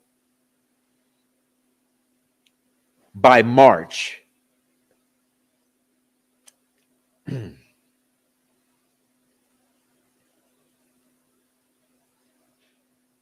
Unified Command had claimed by March 2017 that the Wodenist, white supremacist Benlanders were not involved. Despite Liggett and Holman clearing Holder as a suspect, despite a mystery Purdue professor, Turco, dismissing all links, allegedly is what they said, Murphy pressed on. Murphy began investigating Elvis Fields in Rushville. The fruits of this investigation ultimately boomeranged Murphy, as well as law enforcement officers Greg Ferenczi, Todd Click, back to Brad Holder and Odinism. Murphy, Ferenczi, and Click engaged in a dogged pursuit of the truth. What we citizens and those accused of crimes should expect out of law enforcement. These honorable law enforcement officers were knocking on doors, conducting interviews, going where the evidence led them. Immediately after an interview, Murphy would reduce aspects of each interview to a Word document. Over time, that grew from a single page from the first interview of Mary Jacobs, Elvis's sister, to 12 pages, where on the last pages he summed up his report, okay, or his thoughts. The defense has attached this document to the memorandum marked as Exhibit 36. Remember, all of this goes into appeal. Surprisingly, Murphy, even though he was handing over to Unified Command powerful evidence that painted a clear picture of who was likely involved, Holman and Liggett did not seem interested. Zero curiosity. Their minds were made up. All right.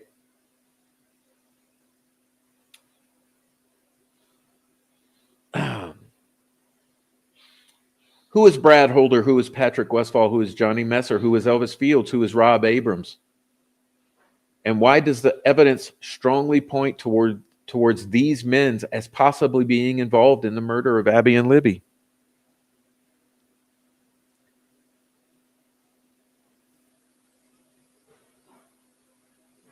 All right. Amber Holder says Brad became very nervous and told her that she needed to stay away from Patrick Westfall or she would end up dead. She said that Brad told her that Westfall and his crew were responsible for the murders of the girls in Delphi and a fire that killed 4 girls. The Flora fire. She said Brad may have been talking about that fire, but got the number of killed wrong. She said Brad told her that Westfall and his crew had friends in several states and that they have no problem killing race traitors. Amber said that Brad told her that Westfall belonged to a group called the Villanders and 22. Brad told her that Westfall had many people backing him up and powerful friends. Said that Brad was very nervous while telling her these things and whispering like fearful someone else would hear. She said that throughout the conversation, Brad was constantly telling her to stay away from Westfall. He told her that Patrick had killed a lot of people and it didn't matter if they were innocent or not. Amber truly believes Brad is scared of Westfall. Prior to Amber leaving, she said that Brad told her to stay off Westfall's radar, and I can only protect you so much if you keep asking questions. He told her that if Westfall found out she was married to him, that she would be in danger. Brad also questioned her on why Westfall would be going on a date, that he was under the impression that Westfall was married or engaged to someone. Okay?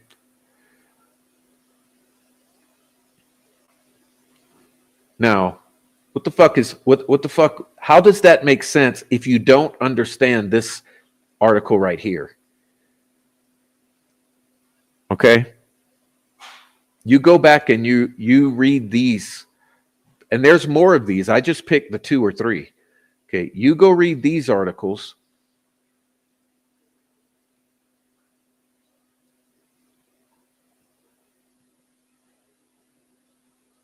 With these exact same people.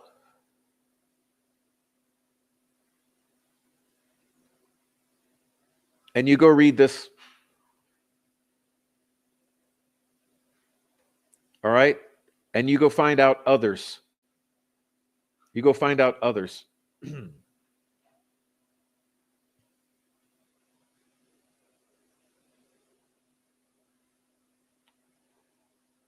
Uh,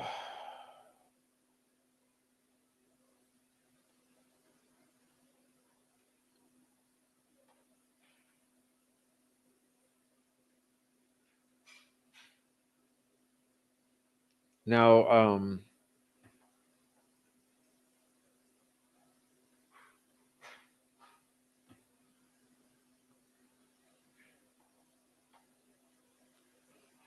Brad Holder was from Logansport, close to Delphi. Patrick Westfall was from Delphi. Johnny Messer was from Rushville, 125 miles from Delphi. Elvis Fields from Rushville. Rushville's Johnny Messer was a Venlander Odinist, friends with Brad Holder. Johnny Messer was a Venlander, good friends with Patrick Westfall. Rushville's Johnny Messer recruited for his Venlander gang all the time. Investigators learned that in the summer of 2016, Messer was recruiting men that lived in his Rushville apartment complex to attend Venlander meetings. Elvis Fields was already mimicking Brad Holder's Facebook in 2016. Johnny Messer was a friend or acquaintance of Elvis Fields. Johnny Messer knew both Brad and Elvis. Johnny Messer admitted that Rod Abrams, Ned Smith, and Elvis were all interested in joining the Vinlanders. Westfall and Holder were known for taking advantage of retards. Okay? When these mentally infirm men wanted to join Holder and Westfall's gangs, they would take advantage of these men. Elvis Fields was one of these men, having the mental capacity of maybe a 7 or 8-year-old, said Kevin Murphy. All right.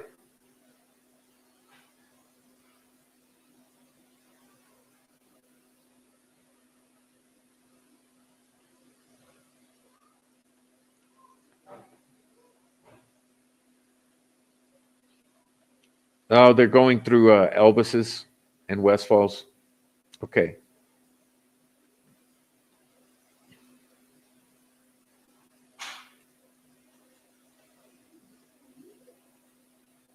And then we go through Liggett's lies. On April 3rd, 2023, two of the transport guards walking Richard Allen to and from his visits prominently displayed multiple patches. In Odin we trust. Okay. I hate people.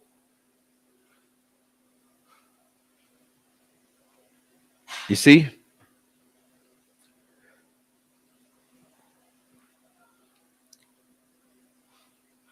So not only, so you have to understand, upon Richard Allen's arrest, not only did the troll farm become initiated. Okay, so when I talk about this troll farm, you have to understand that many of them came online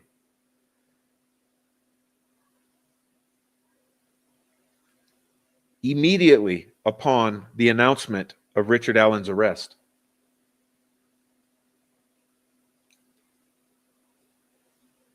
And as I said last night, that you really have to understand very clearly that this troll farm came onto the scene immediately upon Richard Allen's arrest, and they left upon the selection of the jury.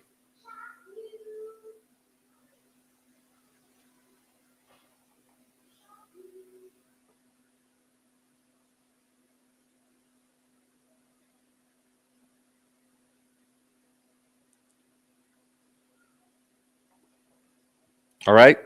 So isn't it odd that upon Richard Allen's arrest, you have a troll farm flood into the Delphi community? Upon the selection of Richard Allen's jury, the troll farm scatters.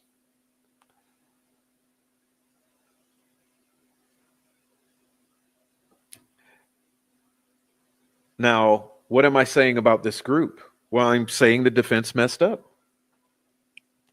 Because what I'm getting at is that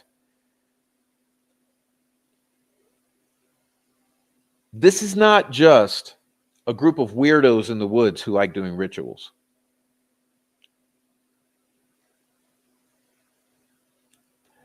Isn't it odd that upon Richard Allen's arrest, he's placed under the care of these guys?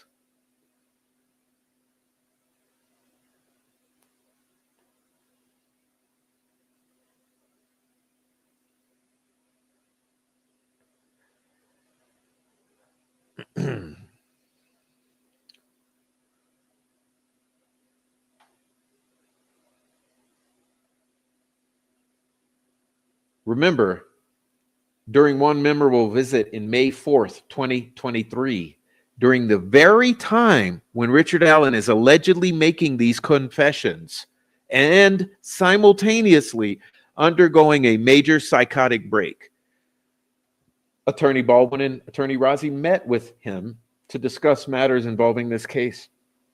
At this time, Richard Allen was in a mental and physical state of deterioration, nearly non-communicative. During this visit, Allen repeatedly asked whether or not his wife was okay and if his family was okay. He claimed on a couple of occasions that they were going to kill him. When asked who he was referring to as they, Richard Allen responded by saying, "The guys with the Odin patches."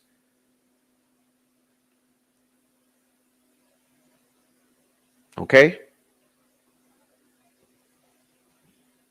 Is it sensible?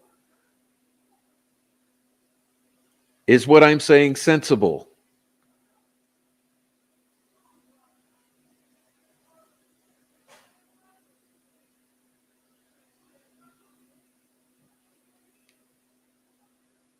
I'm looking for a particular photo. I'm having trouble. Let's see.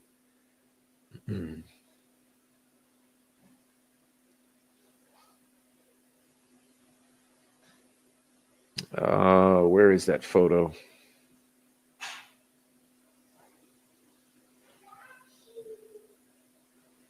Well, it's fine. I lost it.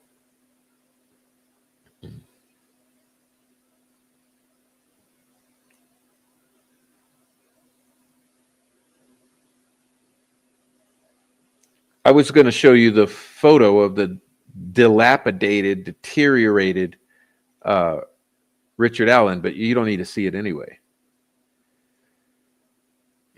But what I'm getting at is that understand, Richard Allen is arrested.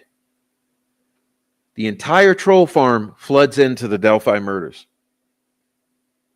Richard Allen is placed under the care of these guys.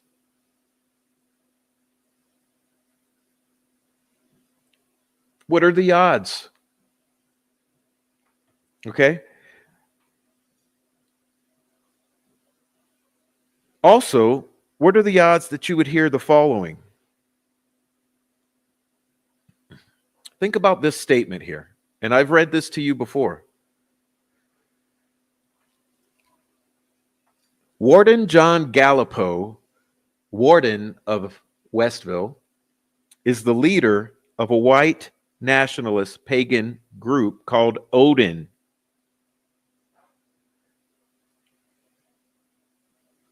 The corrupt staff and officers here at Westville Correctional Facility and at other IDOC facilities wear Odin and Punisher patches.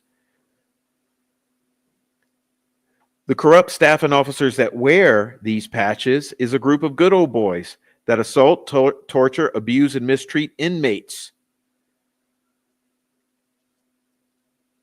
I submitted an IDOC grievance to the IDOC Office of I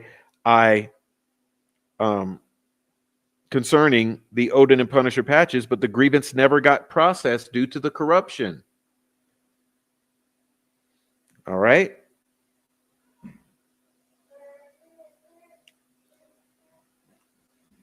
And what else are the odds that not only was Richard Allen placed under the care of these guys, at the very time he was undergoing his psychotic break, and confessing due to being threatened. Let's see, what did he say? Those guys are going to kill me, right? At the very time that these guys are threatening to kill him, his wife, and his daughter, he's confessing. And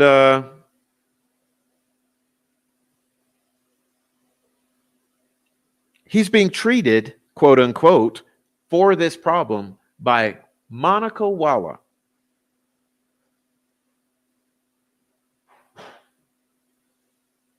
Well, what are the odds that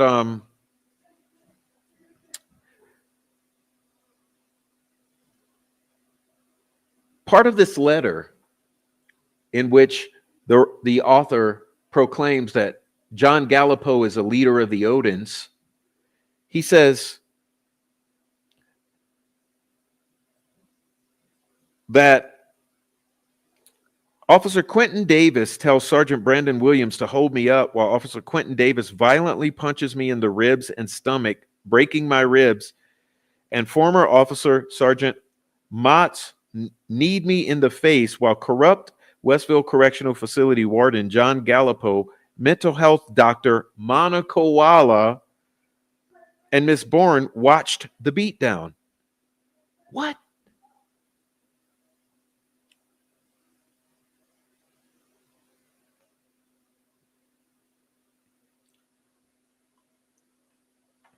So Robert Basson is claiming that Gallipo is a leader of a good old boy group called the Odins, who are the ones who torture, abuse, and mistreat.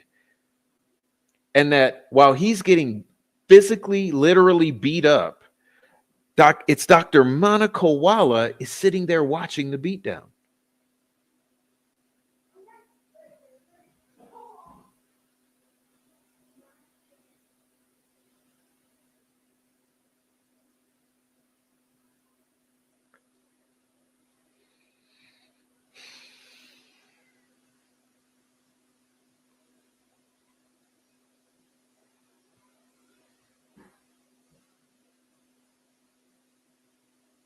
And the thing is, none of this is a mystery.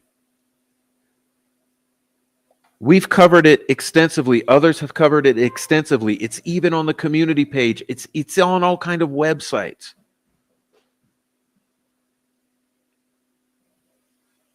On his Facebook page, Sergeant Robinson does not hide his devotion to Odinism. Remember, Odinism is the white supremacist aspect of this Norse paganism.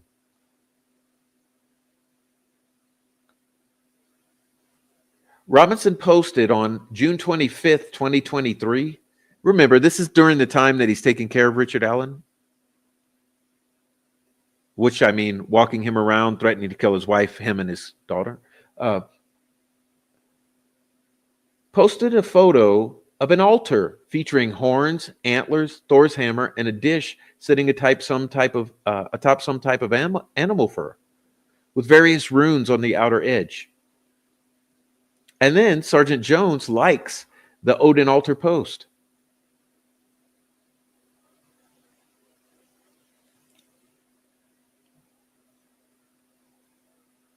But it's funny that after Holman became aware that they're looking into Odinism or sniffing it out, the patches disappear.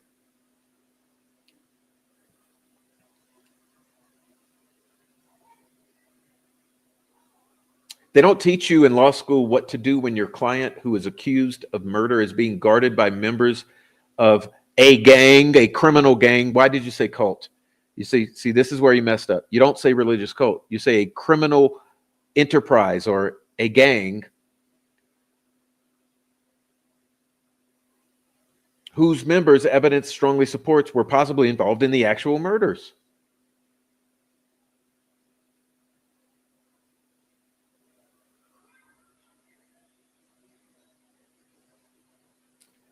Yet that is where we are. At some point in time, coincidences cease to be coincidences. Well, this is Delphi.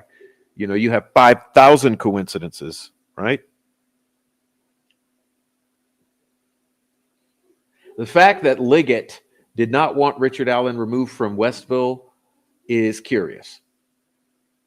The fact that Odinists were guarding Richard is also curious. The fact that Sergeant Robinson stopped wearing the Odinist patches within 7 days of Holman learning about the evidence leaking Odinist is curious. And what did our judge do? She ignored it all. She ignored it all. She said, no, we're not going to do this.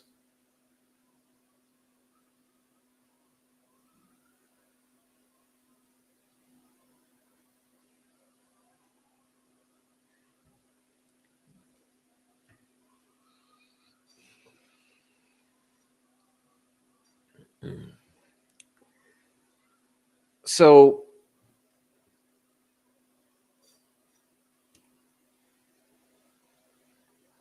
what do you do about this? Other than talk about it. Because as I've said to you, in my opinion, every single thing that these people come out and say is going to be for a reason. It's not for nothing. They're not coming around here to dick around, okay?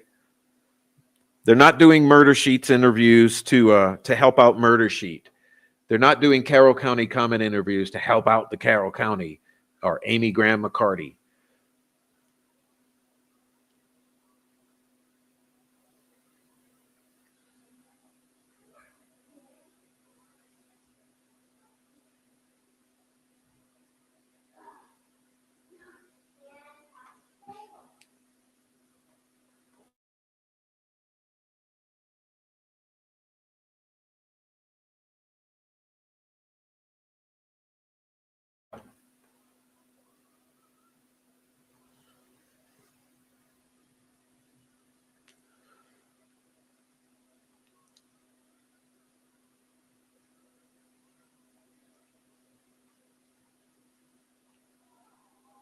But they're sending out McClelland, Holman, Cicero, a juror, and there will be more, et cetera, et cetera.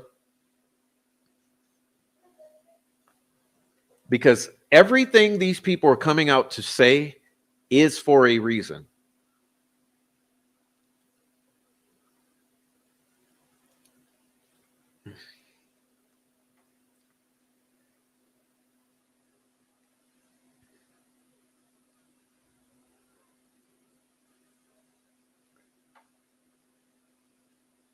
So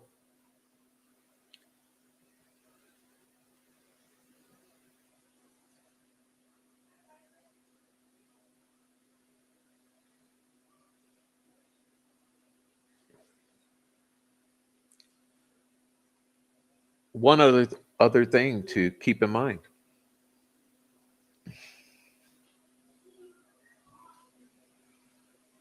Another thing that Baldwin messed up, I believe.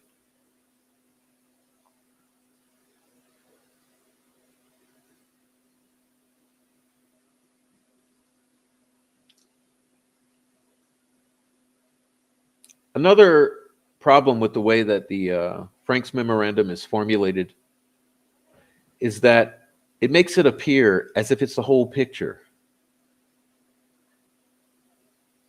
Wherein, as I believe, it's only a piece of the puzzle.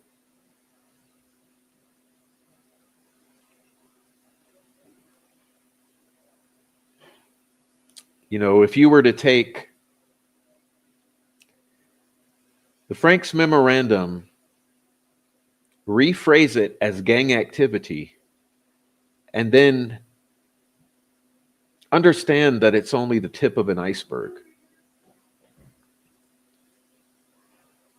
How many informants did you have on the ground in Delphi in February of 2017? How many dealers? Were the criminals who are and were the Vinlanders and others, were they tied in their criminal connections to other criminals? Usually one gangbanger is tied to another.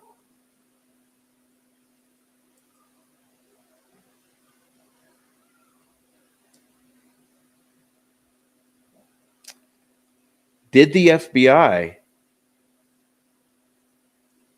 have a line on this? Did they have a bead on this in February of 2017?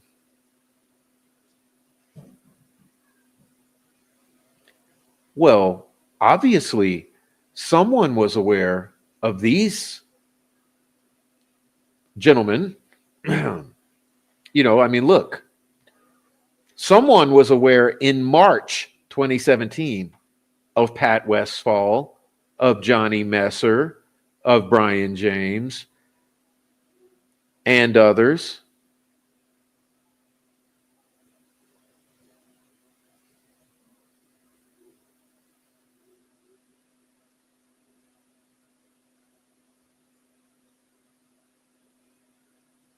Josh Long, Mickey McGinley.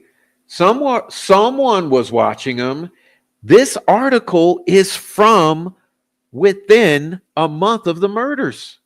Remember, this article is from the time that the FBI was searching for Odinist signatures at Ron Logan's property. This is the Nicole Robertson time frame.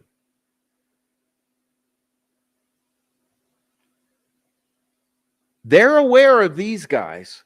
These guys are the ones who figure right on into the Frank's memorandum.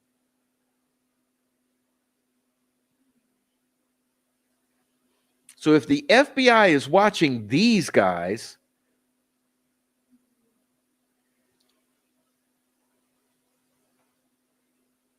are they already in Delphi or in Logansport or in Rushville when all of this goes down? I mean, look, somebody's got to supply these guys with weapons. Somebody's got to supply them with meth. Somebody's got to supply them with guns, weed, pills, knives, bikes.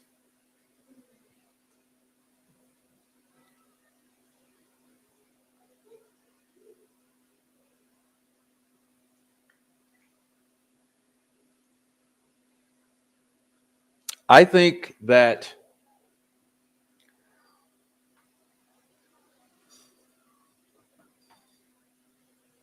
Indiana, being the crossroads of the Midwest, the hub of the nation, I think that Indiana had an epidemic of criminal underworld operating.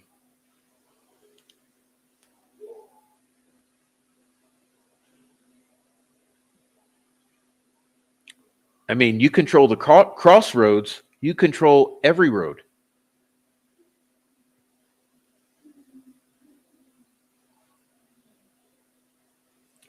So if Indiana was experiencing an epidemic of crime, of trafficking,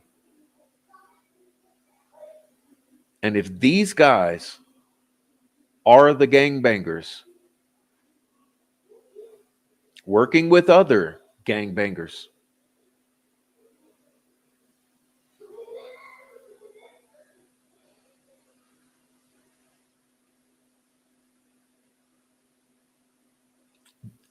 did these girls get caught up in a web?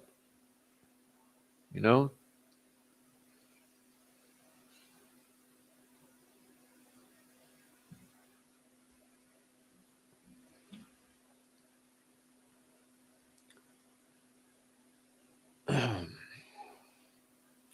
I mean, if you're just looking at Brad Holder and Patrick Westphal,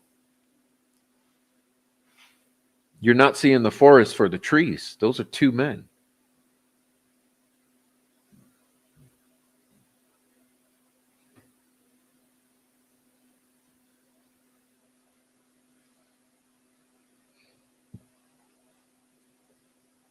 As I said, I think if you take that Frank's memorandum,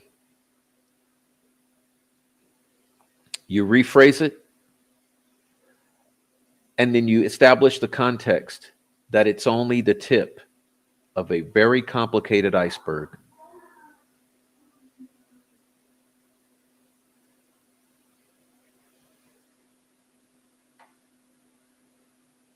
Well, then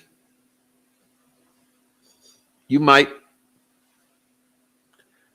be working with what actually happened. And again, I've said before, why on earth would anyone cover up the murders of two little children, two little girls? That's all it is. It's two little children, two little girls. Children are killed all the time. You never have this kind of cover up, this kind of controversy.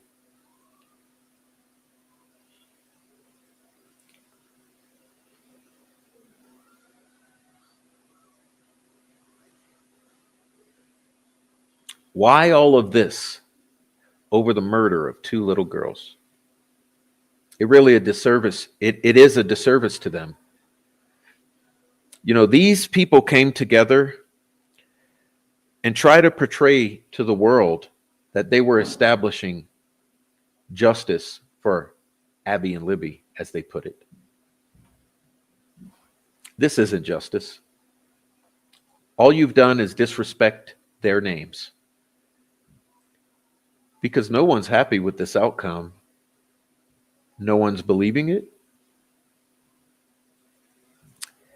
You're adding controversy, discord to their names. Is that the legacy you wanted to leave behind for Abby and Libby?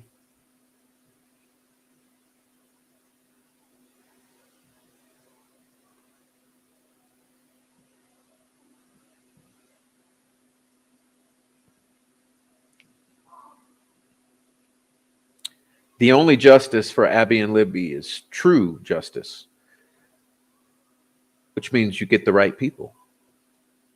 You tell the whole truth. Listen, even Vinnie Politan said, if you don't want it this way, then you show the truth. You've done everything in the dark. From day one, there's been nothing but transparency. Or there's been everything but transparency. Even to this day.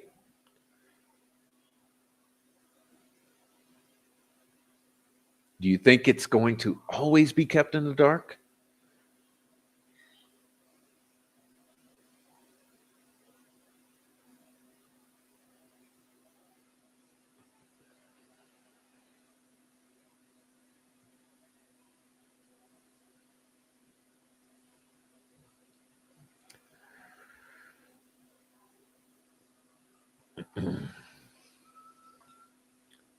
The only thing that's going to make people happy is absolute transparency and a real investigation.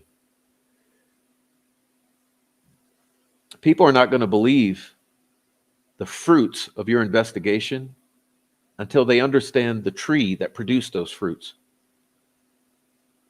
So, people want to see it, roots and all. Produce true transparency around Delphi, and people will buy it. And you know what? Same with Flora. You know why people are unhappy with Flora? Because you've done the same thing with Flora. You've hidden everything. You've kept everything in the dark. Who are you protecting? Who's being protected here? People want truth and transparency for Flora. People want it for Delphi. Until it comes, you will have controversy.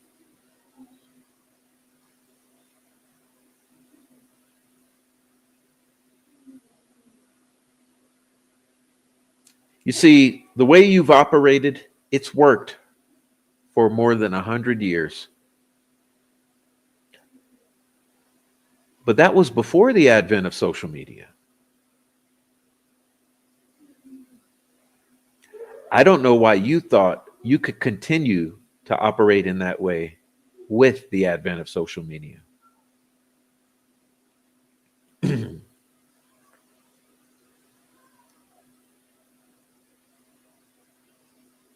Because you can't.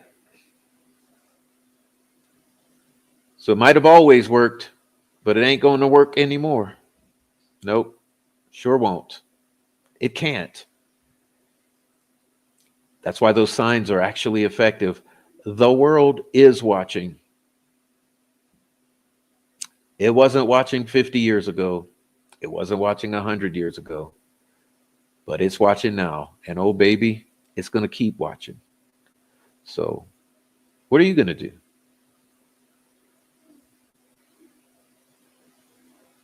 It's time to figure it out. And that's what I think about the Delphi murders.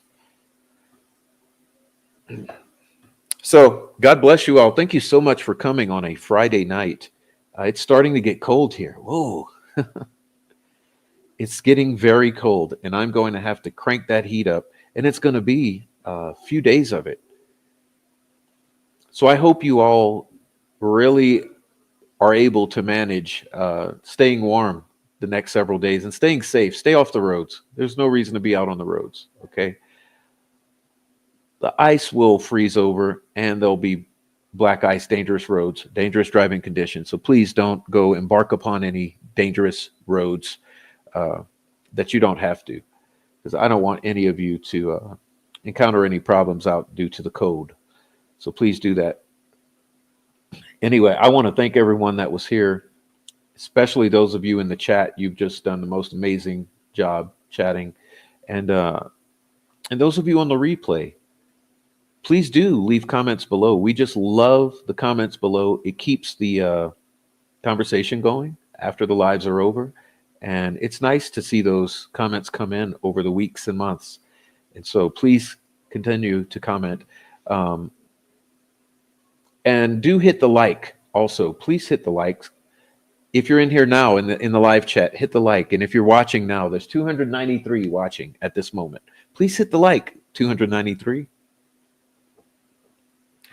I would love to see 293 subscriptions to the backup channel. Please go and let me find 293 new subs on the backup channel. That would be great. 293 comments down below would be great. Please do that. Support the channel by all those means. And also be aware we have, I believe, the Cash App and the Buy Me a Coffee is pinned. Please support the channel with a donation financially if you're able to and would like to. I appreciate those. I know we might have gotten Cash App while I was talking. I appreciate those. If you have sent a Cash App, thank you very much. If you have sent a super chat, thank you very much for that. Maybe the mods will post the main and the backup channel links so that people can do that. Let's see. So I want to shout out the Cash Apps, or not the Cash Apps, the super chats that came in. We had one from That One Dude 75. We had 5 new memberships gifted from It's a New Day, and I don't know who got them because I wasn't watching. So I'm so sorry, sweetie. I don't know who they went to, but hopefully 5 of you received gifted memberships. So congrats on the gifted memberships, and thank you. Heather Brown sent a super sticker. Ninja Warrior Assassin sent a super chat. Thank you. Thanks for all your hard work. Thank you for all your hard watching. Dennis McKean says, great show as always tonight, Prof. Thank you very much, Dennis. Dennis is always here watching too. I'm so grateful for him, for his presence. Let's see. Siren Cindy says, with that, take little Prof to get some new balloons and grab some coffee and chocolate. Well, I will do that. Thank you. I'm out of unfortunately, sad face, sad news, bad news. I'm all out of chocolate because I ate it all yesterday. So I do need to re up on the chocolate. So I'll do that tomorrow. Our code is hitting tomorrow, so I'm going to take off in the morning and go do a shopping trip, and I'm going to include chocolate. Thank you, Cindy. Mino Dino says, "Prof, have a good night." Thank you, Mino Dino. Well, let me check out this chat here.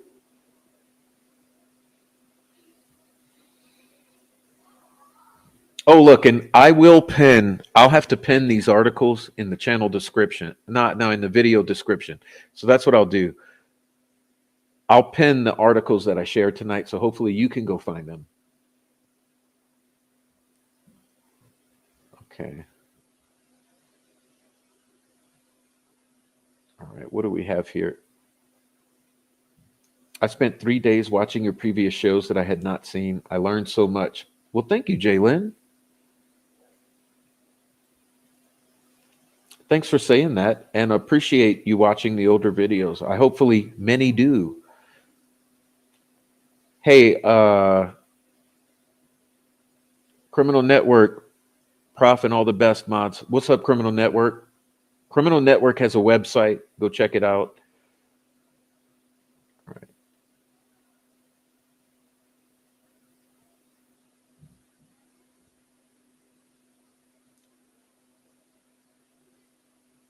See any others I missed? Gilletta, what's up, Gilletta One? Gilletta One.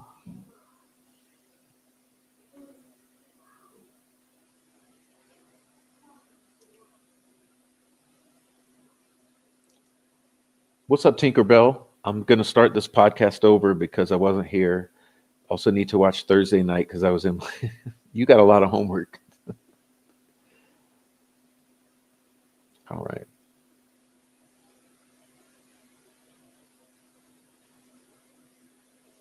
All right. Thank you guys. Look.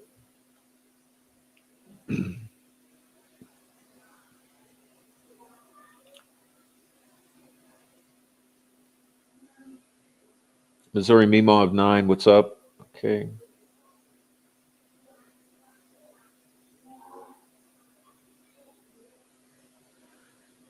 Pence. Ooh. Pence is just the worst. Appointed Carter, an Indiana man that exposed Pence was yeah, he was killed. He was killed. What's up, Dumplings Granny? Or Gammy? That's gross. That's gross. Dumplings Gammy. All right. So I'm glad you guys were here. Thank you so much for being here. All right. I love you all. So glad you're here. Ooh, hopefully see you soon. Miss K said, "Thank you, mods. You do a great job." Icy Cat, I watch once on each channel. We don't feel you have to do that. No, God, no. But thank you for visiting both channels. I would just love that everyone subscribe to both channels. Come on, come on. Thank you, Mar R. All right. Check your email. I will. I will. Thank you for anyone who sends me emails. Thank you for sending the email. Also, thank you for sending the Cash Apps when you send them, because I see them after the show. I'll go and I'll see whoever sent emails and Cash Apps. Thank you for sending those.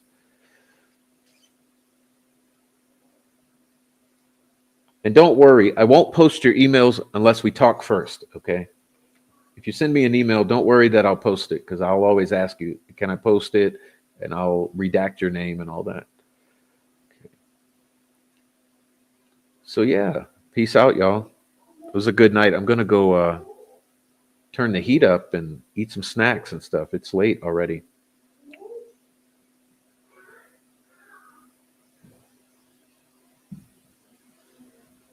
Okay, Amy, I have to get that done. I don't have that prepared yet, Amy. I'll get it done. Never get much sleep on Saturday mornings because here over in Germany, it's quite early when the live show starts, but it's worth it. Well, I'm so sorry that I wish we were earlier, but this is Friday night, late Friday night shows. Okay. All right, y'all. Everyone have a great weekend. I'll let it go with radar. Have a great weekend, everyone. Hug your kids, hug your wife. All right. And have a great, great, great weekend. Appreciate that. All right. It was a good one. Peace out.